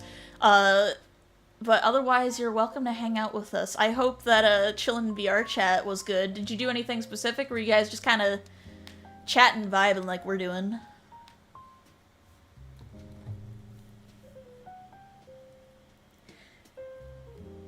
Yeah, I think Moose, I think we might have to do, I think we might have to do Hot Dragon podcast in the evenings from here on out, because it seems like more people are available for evenings. Yeah. I mean, I'm more than okay with that. Maybe I'll keep, like, the writing streams to the mornings, or something like that. That might be a good idea, yeah. Hi, train! I don't know if you can hear the train. That time I did not. But that doesn't mean it didn't come through on stream. I know Discord has, noise suppression. Yeah. But, that time I did hear it. I love the train. I love listening to the train. I know it can be intrusive for some people, but it's kind of like... It's a nice reminder for me that the world is still real. Mm-hmm. But, I had another point that I wanted to make. Oh. Never mind, I lost it. Oh no! I just realized that I'm thirsty and a little bit hungry. Do you mind if I get up and go get more water? By all means, go ahead. What did you miss, Black Belt? We had 2 raids while you were away.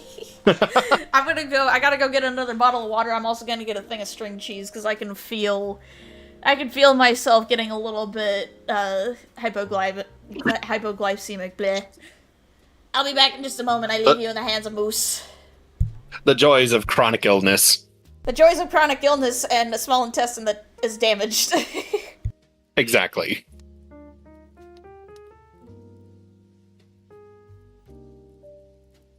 So now, I sit here, amongst the chat, drawing muscular women for D&D.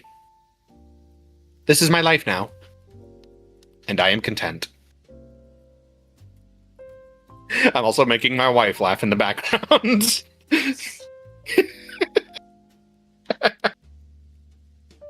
You're good, you're good.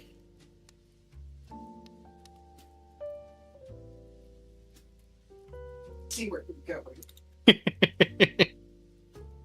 Exactly, Ben. Living the dream. My my model is emoting so funnily. Yeah, I've got a camera, so it gets like basic movement down. It can track my hands to a degree. It's not very good. Like I didn't raise my left arm there.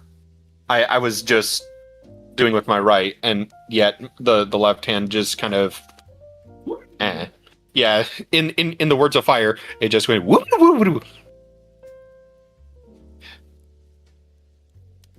But yeah, it's like it's great for making the model move in ways that are just like fun to stim to, like this. I just realized on the YouTube side of things, no one can see me at the moment. I got water and a cheese stick. Cheese stick.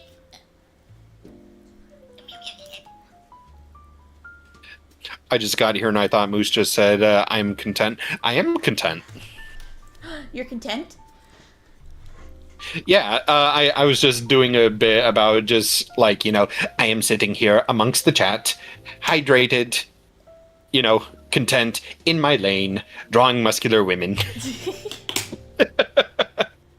I'm glad like, to I hear was that just doing that left whole good. bit. Yeah. You can't go wrong with a good cheese stick.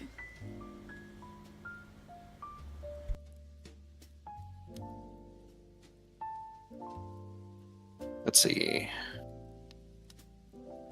Oh, like content creation. I mean, I guess you technically do count as content. I mean... Look at me. I am the content now. I was gonna say, technically, in this current moment, yes.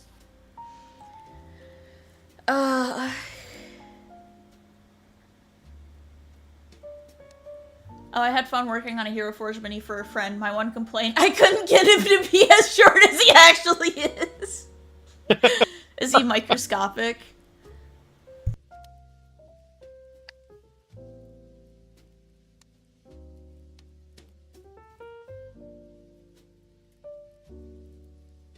Oh, god damn it. Wrong layer.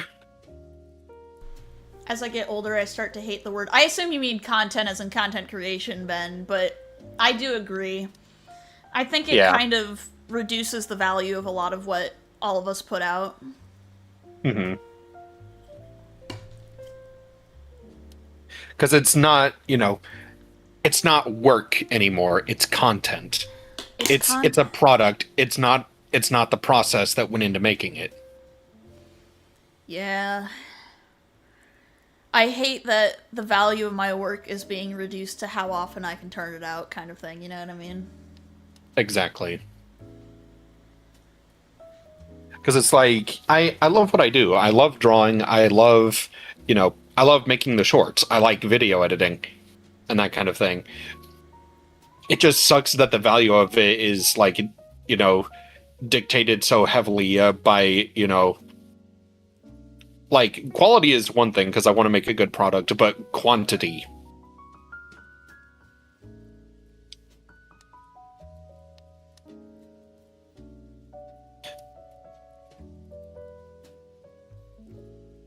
Let's see. Am I on the correct? Yeah, I'm on the correct layer this time. To quote Bo Burnham, art is dead. Yep. Yeah. Black Belt, my only theory on that is that because they're trying to make it to where it's sized to be 3D printed, they might not be able to go below a certain amount. Yeah.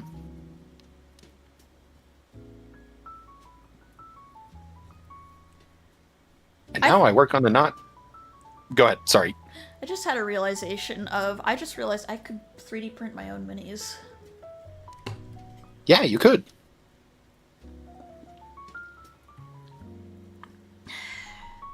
I just had another realization. What's that? I could 3D print other people's minis for them. Yep. I could model minis. You could.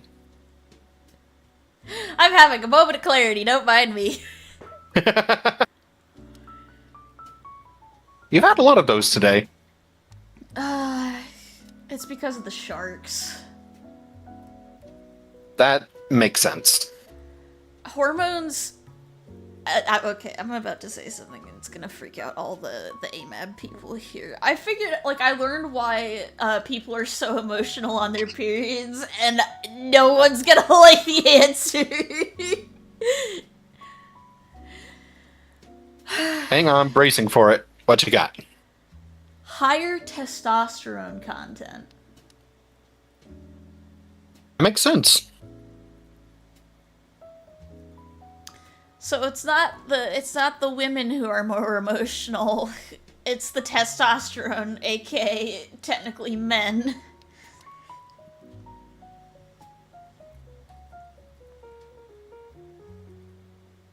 Women are more, are more emotionally volatile than men. Gestures vaguely to the entire human history. Gestures vaguely to the entire history of human war. Exactly. Model minis, how do you feel about the idea of making a humanoid Hydra? Well, I can't make it right now because I did return my original 3D printer, but I'm really hoping to get one for Crimbo, so...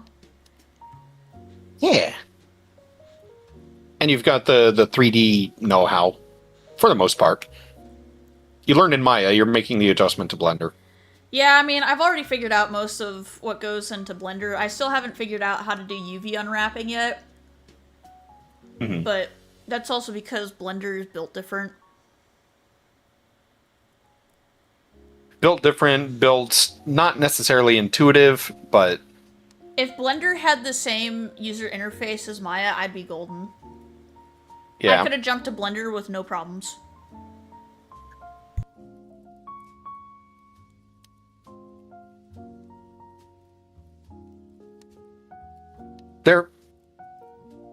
I just feel like there are more companies that should be like Blender. I don't remember what their financial model is. I don't know, but it's working for them.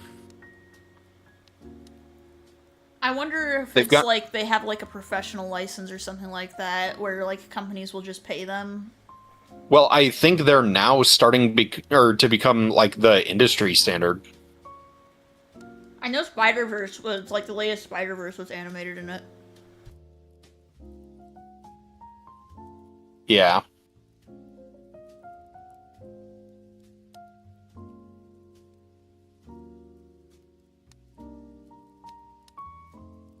But yeah, no, they've got a good business model. They've got a very loyal community. And, you know, their stuff is open source, isn't it? Not me bumping my mouse. Yes, it is open source. But yeah, I appreciate Blender a whole lot. I feel like if Autodesk is going to continue surviving, they need to adapt Blender's model. Yeah. Because they are very quickly losing out to Blender. Mm-hmm. I wouldn't be surprised if Blender has professional licenses. They might also... I wonder if they, like, sell rendering packages or something to larger companies that, like... Because the thing is that rendering happens on an individual basis, so if setting up a rendering farm is a different beast entirely. Mm-hmm. Just checked, they make money via donations, a cut of the marketplace transactions, and sales of their own merchandise and assets they... Oh my god! That's amazing!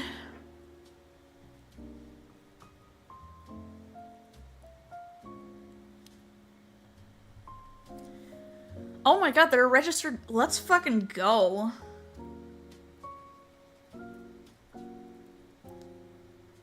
Thank you, email, for telling me I have a new USAA document. I really appreciate you telling me about my bank. Sorry, that just reminded me of the whole thing, because you know how OpenAI is technically a non-profit? Bullshit. It's all profit. Yeah. Yeah, the thing is they're rolling out ads.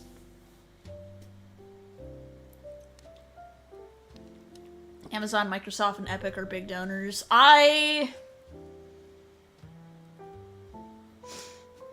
Necessary evil? Yeah. Officially, Blender has said that their software will be free and open source forever. However, they do make money via donations and apparent merch stuff. I'm, like, more than happy with this. Yeah. Like I said, we need more companies like Blender. You'll get a lot more people using your stuff if you do it. Do it that way. Way. Ooh. I think I lost the plot a little bit there.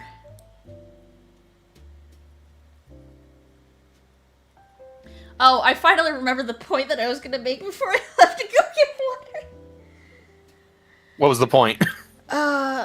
Is everybody okay if I have, like, an open forum discussion about what to focus on for the next content year? I mean, sure, go ahead. Because the best way I can do this is that I want to hear other people's opinions on it, because what I make is ultimately what you guys get, as it were, and I have limited time. So, the things that are confirmed for 2026 are... Tomb Out of Time will be continuing until the campaign wraps up. We're about a little under 1/4 of the way through that right now. So there's that, and commissions are going to be continuing. Obviously, streaming is continuing too. Honestly, the content I enjoy is you guys vibing and playing games together. Hell yeah. I'm hoping that, because I know a lot of streamers have this very, like, high energy kind of thing going, but I like to have a more relaxed energy. Granted, I also get loud and I get fucking excited, but the goal is to kind of have, like, games with the boys energy, if that makes sense. Yeah. Yeah, because I know that I can get loud and excited at times as well, but that's not typically how I like presenting myself. Yeah. I hope the dragon on screen is going to be in 2026 too. See, I had ideas regarding that. I had the idea of either an Ari monthly calendar or monthly Ari prints. I could see that. Or it might have to be bi-monthly, given my fucking time and availability, but you know what I mean. Hmm. But I basically, to round things into the general point before I expand on it, is that I want to... I'm reaching a point where I'm going to be losing my insurance in March. And I do not currently make enough money to afford living. I just realized how fucking dark this got. Let me see if I can rephrase that. I want to formulate a game plan where I can more feasibly earn a living and support myself. 'Cause something about my current business model, I'm not sure what isn't working.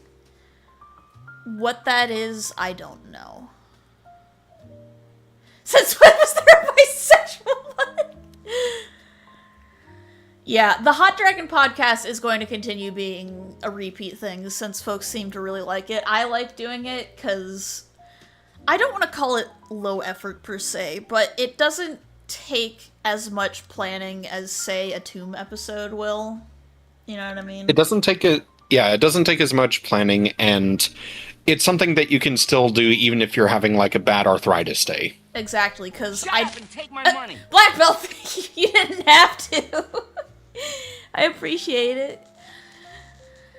But I've basically, like, I guess this is kind of like me opening the floor for suggestions on how you guys think I could improve my business model.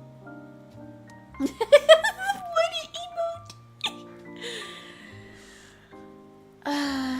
emote. I tried doing that. I tried doing spicy shit, and then fucking payment processors were dumb.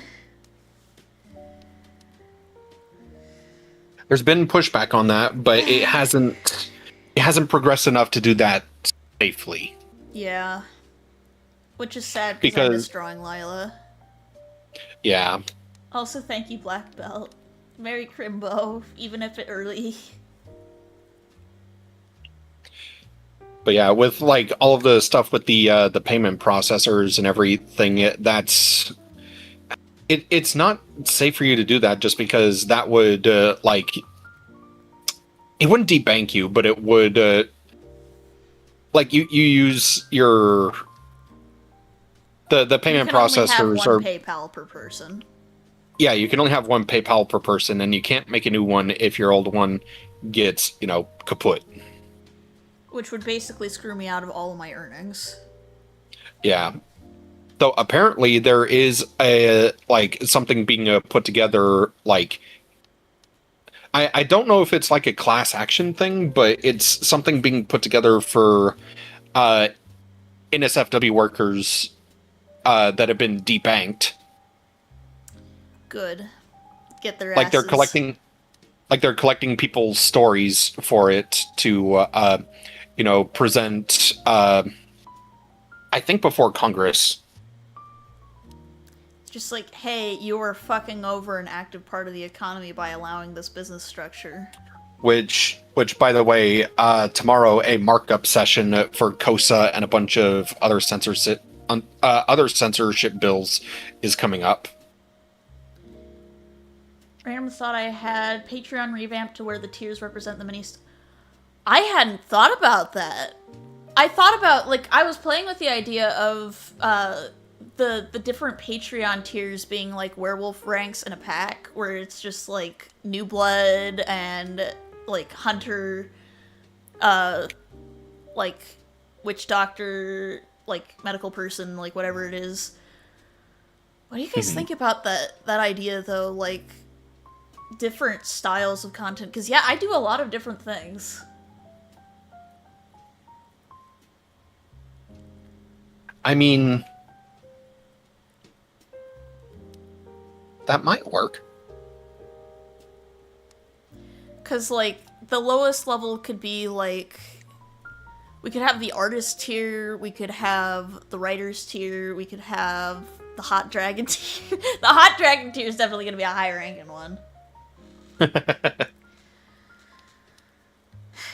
But yeah, I'll put a poll up on Patreon for that to see what folks think about it. Yeah. I do. Is it bad that I've been, like, okay, I don't want to say if it's bad, but, like, I've been sitting on my Waterborne manuscript and I've been iffy on it because the main character's name is a reference to James Cameron and James Cameron's been shitty.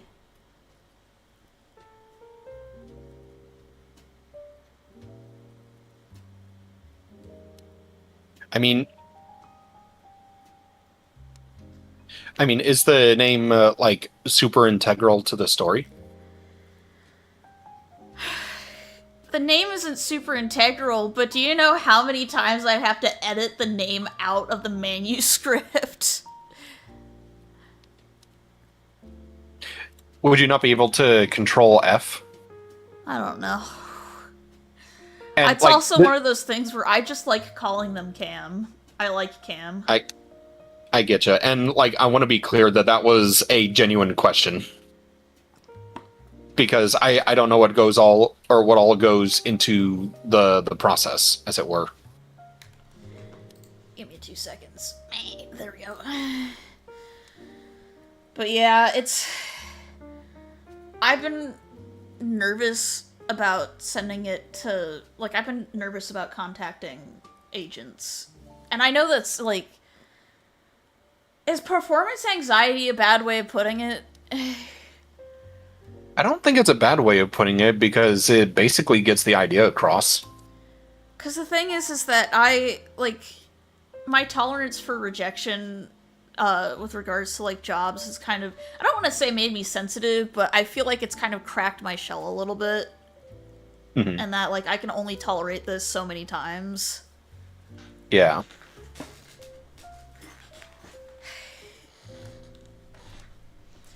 I do like that meme boy. I will see what I can kind of pen up for, I'm gonna make a mental note that it's at 2 hours and 9 minutes.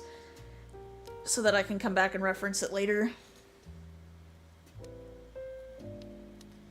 But, either that or if you want to, you can leave it in the general chat of the Discord server. That might be easier for me to refer back to.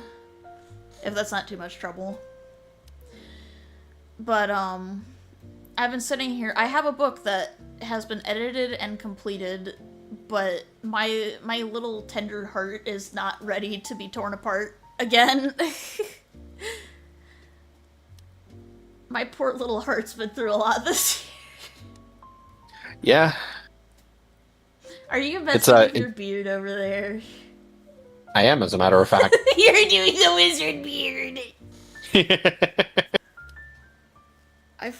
I love his beard. Y'all have no idea. His beard is great. He's like a fluffy Viking.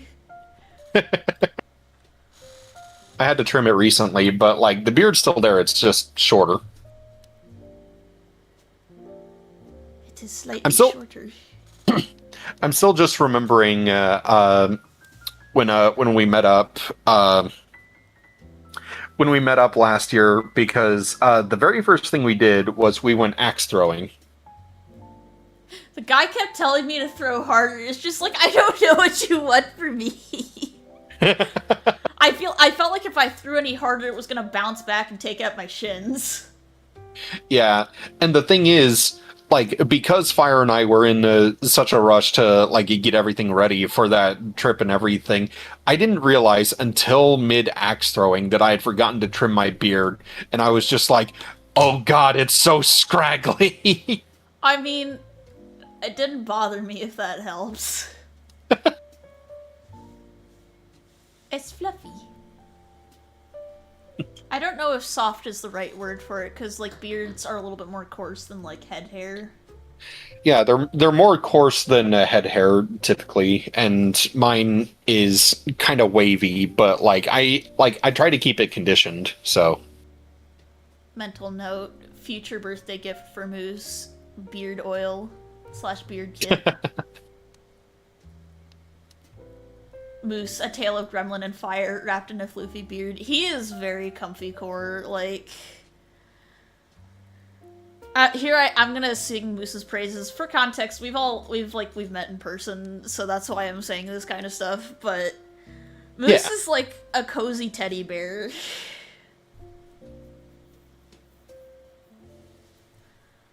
I mean, you're not the first person to make that comparison, and the one who does so most often is currently in the room with me. Do it. God, speaking of in person, it's not set in stone yet, but there has been discussion about attending TFF next year. So I did get rejected from the Artist Alley, but I do want to see if I can at least make attendance work. You know what I mean? Mm-hmm. So we talked about that and maybe a different convention, but nothing's set in stone yet. Because the thing is that I don't think a lot of people in my chat are going to be able to, quote, afford it unless they really want to go to Texas Furry Fiesta, but I thought about the idea of doing, like, a, quote, meetup at TFF based off of, like, whatever the schedule ends up being.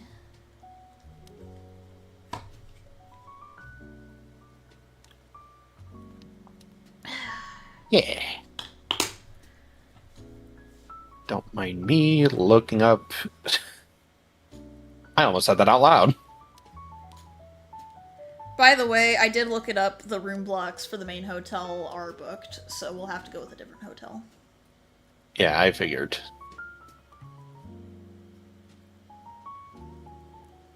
How do bras work? Why are you... Oh, right, muscle women. I drew the outline of just like, here's where the breasticles go. Breasticles. Now it's just like, how do they fit in bra, and then how do bra fit in shirt?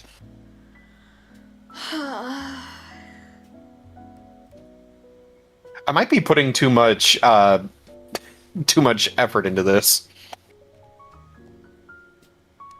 Dude, if I could afford it and a fursuit, I'd just be looking for fur piles. I don't know if fur piles actually happen or not. I've never been a part of one, and I'm way too chronically ill. Because once I go down, I'm not getting back up, and it's not in, like, a sexy way. And say, oh my god, Miss Rabbit has fainted. Miss Rabbit has fainted again.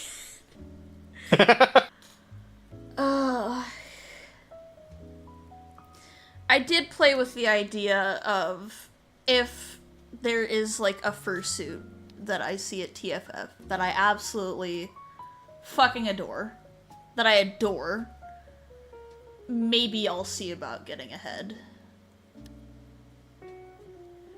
How does the Artist Alley get formed? As far as I know, it's this council of artists that want to make money and send people based off of prop. Yeah, basically, so the Artist Alley is a section of the convention where a bunch of tables are set up for artists to vend their wares. They can advertise commissions, they can advertise prints, original works. Sorry, I had a little bit of frog in my throat. But basically what it is that in order to get into the Artist Alley, you have to apply for it through a specific form. And since I haven't had physical Artist Alley experience, I've only run digitally, because my first entry into convention vending was at RamCon in 2021? Yeah, 2021. So it was one of those things where I don't, like, they're more inclined to accept artists who have physical, like, booth experience, because obviously they want people with good booth setup. Mm-hmm. But yeah, long story short, it's there's only so much space in the convention center.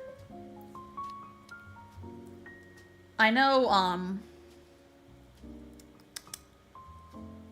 one of the artists I follow, I think Blind Coyote might be one of them, where he didn't get accepted. Blind Coyote is a fucking master of art. Like, holy shit. His painting skills are phenomenal, and he didn't get in, so I don't know what the criteria is that they're looking for. There was a very interesting dealer's den tea regarding MFF this past weekend. Oh, I heard about that. Yeah, it's, I contemplated making a video on it for the Spike channel, but I could feel the YouTube nuclear orbit laser pointing at my forehead just thinking about it, so... And it's just, yeah. Maybe not this one. Not this one, boss. That's gross. Nasty shit. Apparently people were also shitting on the floor in the con. It's just like, don't do that. Respect the fucking con space. Exactly. Oh I think I am putting too much effort into this. no? Let me put it this way. Wasted effort. Well, you can still post the artwork to Blue Sky after the stream, or during the stream even if you want to. Oh, believe me, I intend to. Have you considered streaming, and what's Blue Twitch? I think they mean OnlyFans or Fansly. I thought about it. The payment processor thing is the main issue there. Yeah. Yeah. It's also a thing about how OnlyFans handles the money, and how I don't like the attitude that they've taken, where it's just like basically they're taking credit for like being a very, very profitable company with like 30 employees, and it's just like those employees aren't making the money. It's all They're of the investors. content creators. Yeah. Yeah. I've done spicy artwork streams, but until there's a safe way for me to get paid without risking my content as a whole. Yeah, because unfortunately, like there's not really a means of monetizing Picardo or Pixel. Unless people pay you directly through Picardo, and even then that's through like Picardo's system, like their fucking DA point equivalent. Exactly. I don't like that I have to pay to upload like custom emotes on Picardo either. Yeah, it feels like they're trying to compete with Twitch, and in doing so, they're making their site worse. Mm-hmm.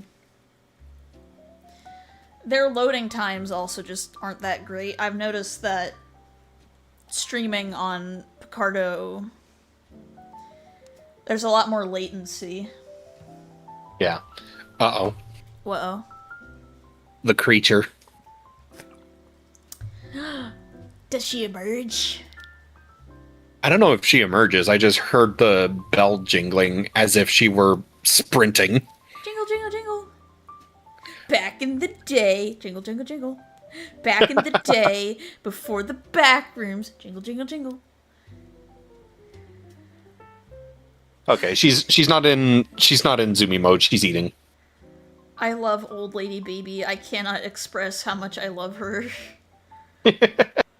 Her opinion on me is up to her, but I love Old Lady Baby. She, at the moment, is not aware you exist. I think we talked about it, but I think what I'll do is I'll probably just give you guys one of my pajama shirts, and you can, like, put it in her space so she can get used to the smell. Yeah. It's just like, ugh, stinky human. Mhm. I mean, she got used to me, which, is a big feat for her. I think me being AFAB might work a little in my favor. It's possible.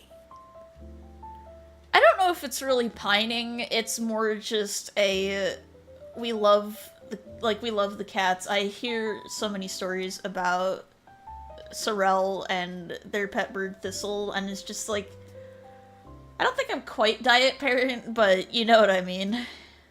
Yeah. Thistle seems mildly aware of my existence. They've responded to some of the stuff that you've done, like when I joined the stream on my phone in the other room. Yeah. We love Baby Bird. Baby Bird's Yeah. adorable. Especially when they're tennis ball mode. Mm-hmm. Oh, man. I find myself at a crossroads of what I want to focus on next year. Mm-hmm. I think the current count of streams per week is a good level. Would you agree? I think so. Since when was a bird a tennis ball? So, when birds are content and comfy, most of the time they'll fluff up and they'll tuck their leg underneath them as they get ready to go to sleep. They can also fluff up when they're trying to manage their body temperature or they're sick, but when they're content, Thistle will go into something we call tennis ball mode because they're a little green and yellow budgie, so they look like a tennis ball and they're round. Yeah. Mm-hmm. And they're baby bird. They become Borb. We love the Borb. And it's adorable when they'll do the foot tuck. I love when they do the foot tuck. We're currently gushing about Moose and Fire's pet bird.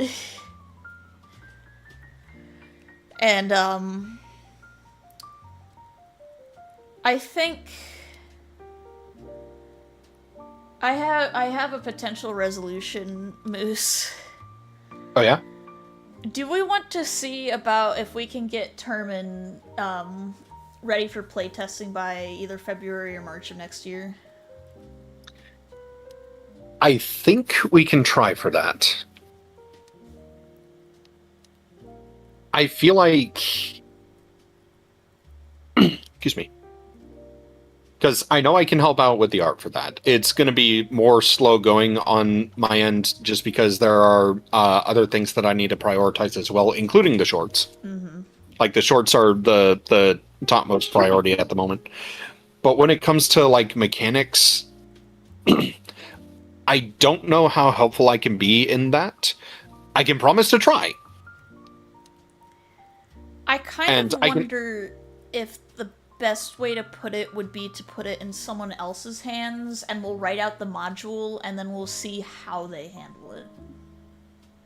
I think that's a good idea, yeah. Because if the book is understandable, that's the most important part. Mm-hmm. I was talking about Fansly, by the way. Yeah, we we're in a bit of a limbo regarding that right now, just because there's no way to monetize it without risking fucking pay pros. Stuff. Yeah, pay pros.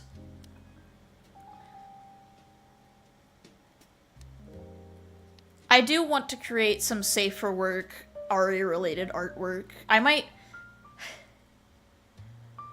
I know I'm a big fan of polls. What if I put up a poll tonight so that people can vote on an Ari, quote-unquote, pinup art for January? Yeah. I think that would be a good idea. And then we'll open up pre-orders in January. Well, okay, maybe not pre-orders. Maybe, I love it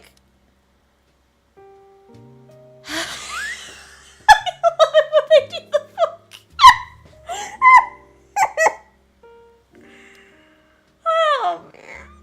I fucking love when like, majority of my clips are just me being taken out of context. The only thing is, I don't know if I can work with that one for a short. I don't know if that can be a short. That might have to be a Blue Sky exclusive. I'll look into it and see if I can work with it. Yeah, which I'm kind of wondering if I should schedule the shorts up on TikTok as well. That might not be a bad idea. Just to like get more eyes on it. Yeah, TikTok is a little bit of a funny thing because the success for it relies heavily on what sounds you use. If it's a sound that's not widely used, then you're not gonna get viewership on it. I just clipped. Yeah, I'm sorry, y'all.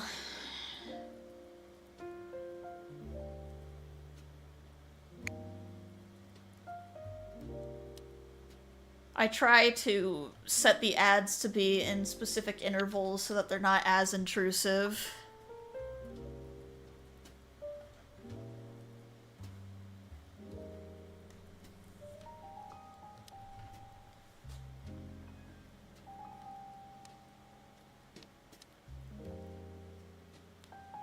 Thank you, Amazon, for advertising knockoff jogger shorts that are going to break within a month.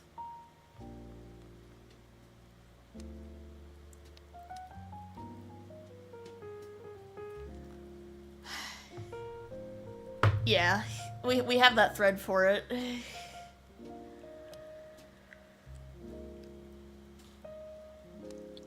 And even if they didn't post it in the thread, I can get it through the video manager. Yeah.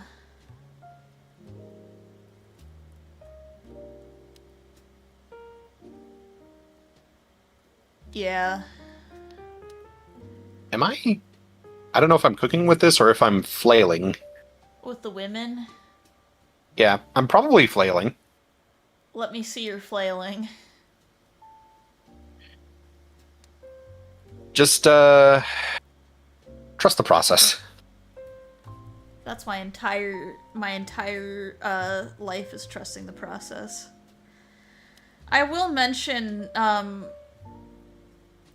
another option for anybody who has who has Amazon Prime. You can sub a month at a time with Amazon Prime through the Twitch Prime integration. Or whatever it's called. It's how I continue my subscription to Spring. Obviously, if you don't have Amazon Prime, you don't have to worry about it. Moose, that's not flailing, that's cooking. It's basically trying to figure all that out with the positioning of the arm and everything. I mean, the arm's gonna cover the boobs. I mean, yeah, and so is the shirt. So it's just like I'm putting all of this in, and it's just like, who's gonna see it? Heh, boobies. Well, let me rephrase. I'm probably gonna make an uncensored version of this. Not right now, but like after I finish up the token, I may finish out the drawing and post it somewhere. Yeah. Oh, man. I'm glad that ads are done.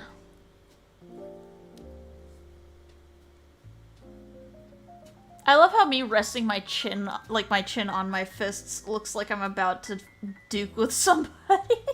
It looks like you're about to... I'm gonna fight somebody. I'm gonna fight Twitch. I do try I wish... Uh, Go ahead. I was just gonna say, I do try to set the ad intervals so that they're less intrusive, but Twitch is fucking, like... Twitch is Twitch. I try to get them in, I try to get them in increments to where you guys can have more uninterrupted watch time. Mm-hmm. Also, I wish the camera tracking was good enough to do like the Henry Cavill, like, cocking the fist thing. Oh yeah. You've seen that, yeah? Yeah. One of the reasons that came up in the pop culture spotlight again is because it was referenced in Dispatch. Oh lord. Was Phenomenon? No, it was Punch Up. Not surprised. Pleasantly surprised. Or pleasantly pleased. That's weird. Dinner Also, time, no one here spoiled Dispatch. Well, thank you for coming by, Rogue. I appreciate your time and chatting with us. I hope you have good dinner and drive safe. If you're driving. I don't remember if you've driven or not. My memory is shit.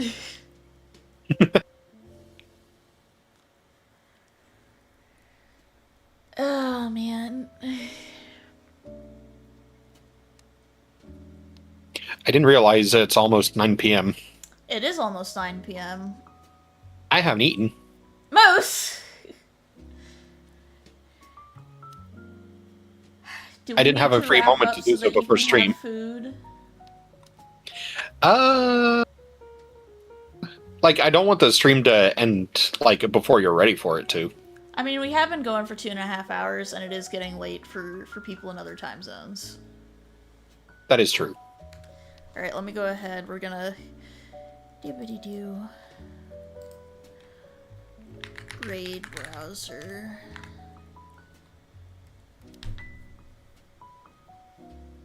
Uh-oh. Nani. The creature, she complains. Meh! Oh my god, I found an otter who's streaming in VR chat. Let's fucking go. Oh yeah? Yeah, we're gonna raid an otter. Oh boy, otter. Alright. Let me go ahead, type up where raid. Sorrel just meowed at fire. Meh! Just, ma'am, the demons. The demons, ma'am! Alright. Raid Misu the otter. Okay. So, end of stream announcements. So, first and foremost, commissions are going to be open until the 20th. That's when I'm going on Crimbo vacation. We're going to be streaming again this Friday, so this Friday is going to be the holiday special for D&D, so if you guys like D&D and want to see a holiday one-shot with the usuals, plus a new, guest who you guys haven't seen on stream before. We'll be doing that this Friday at 7 p.m. Eastern Standard Time, and keep an eye out for some new prints coming in January 2026. I think you guys will like them. Do you have anything else or anything that I'm forgetting, Moose? No! There's that.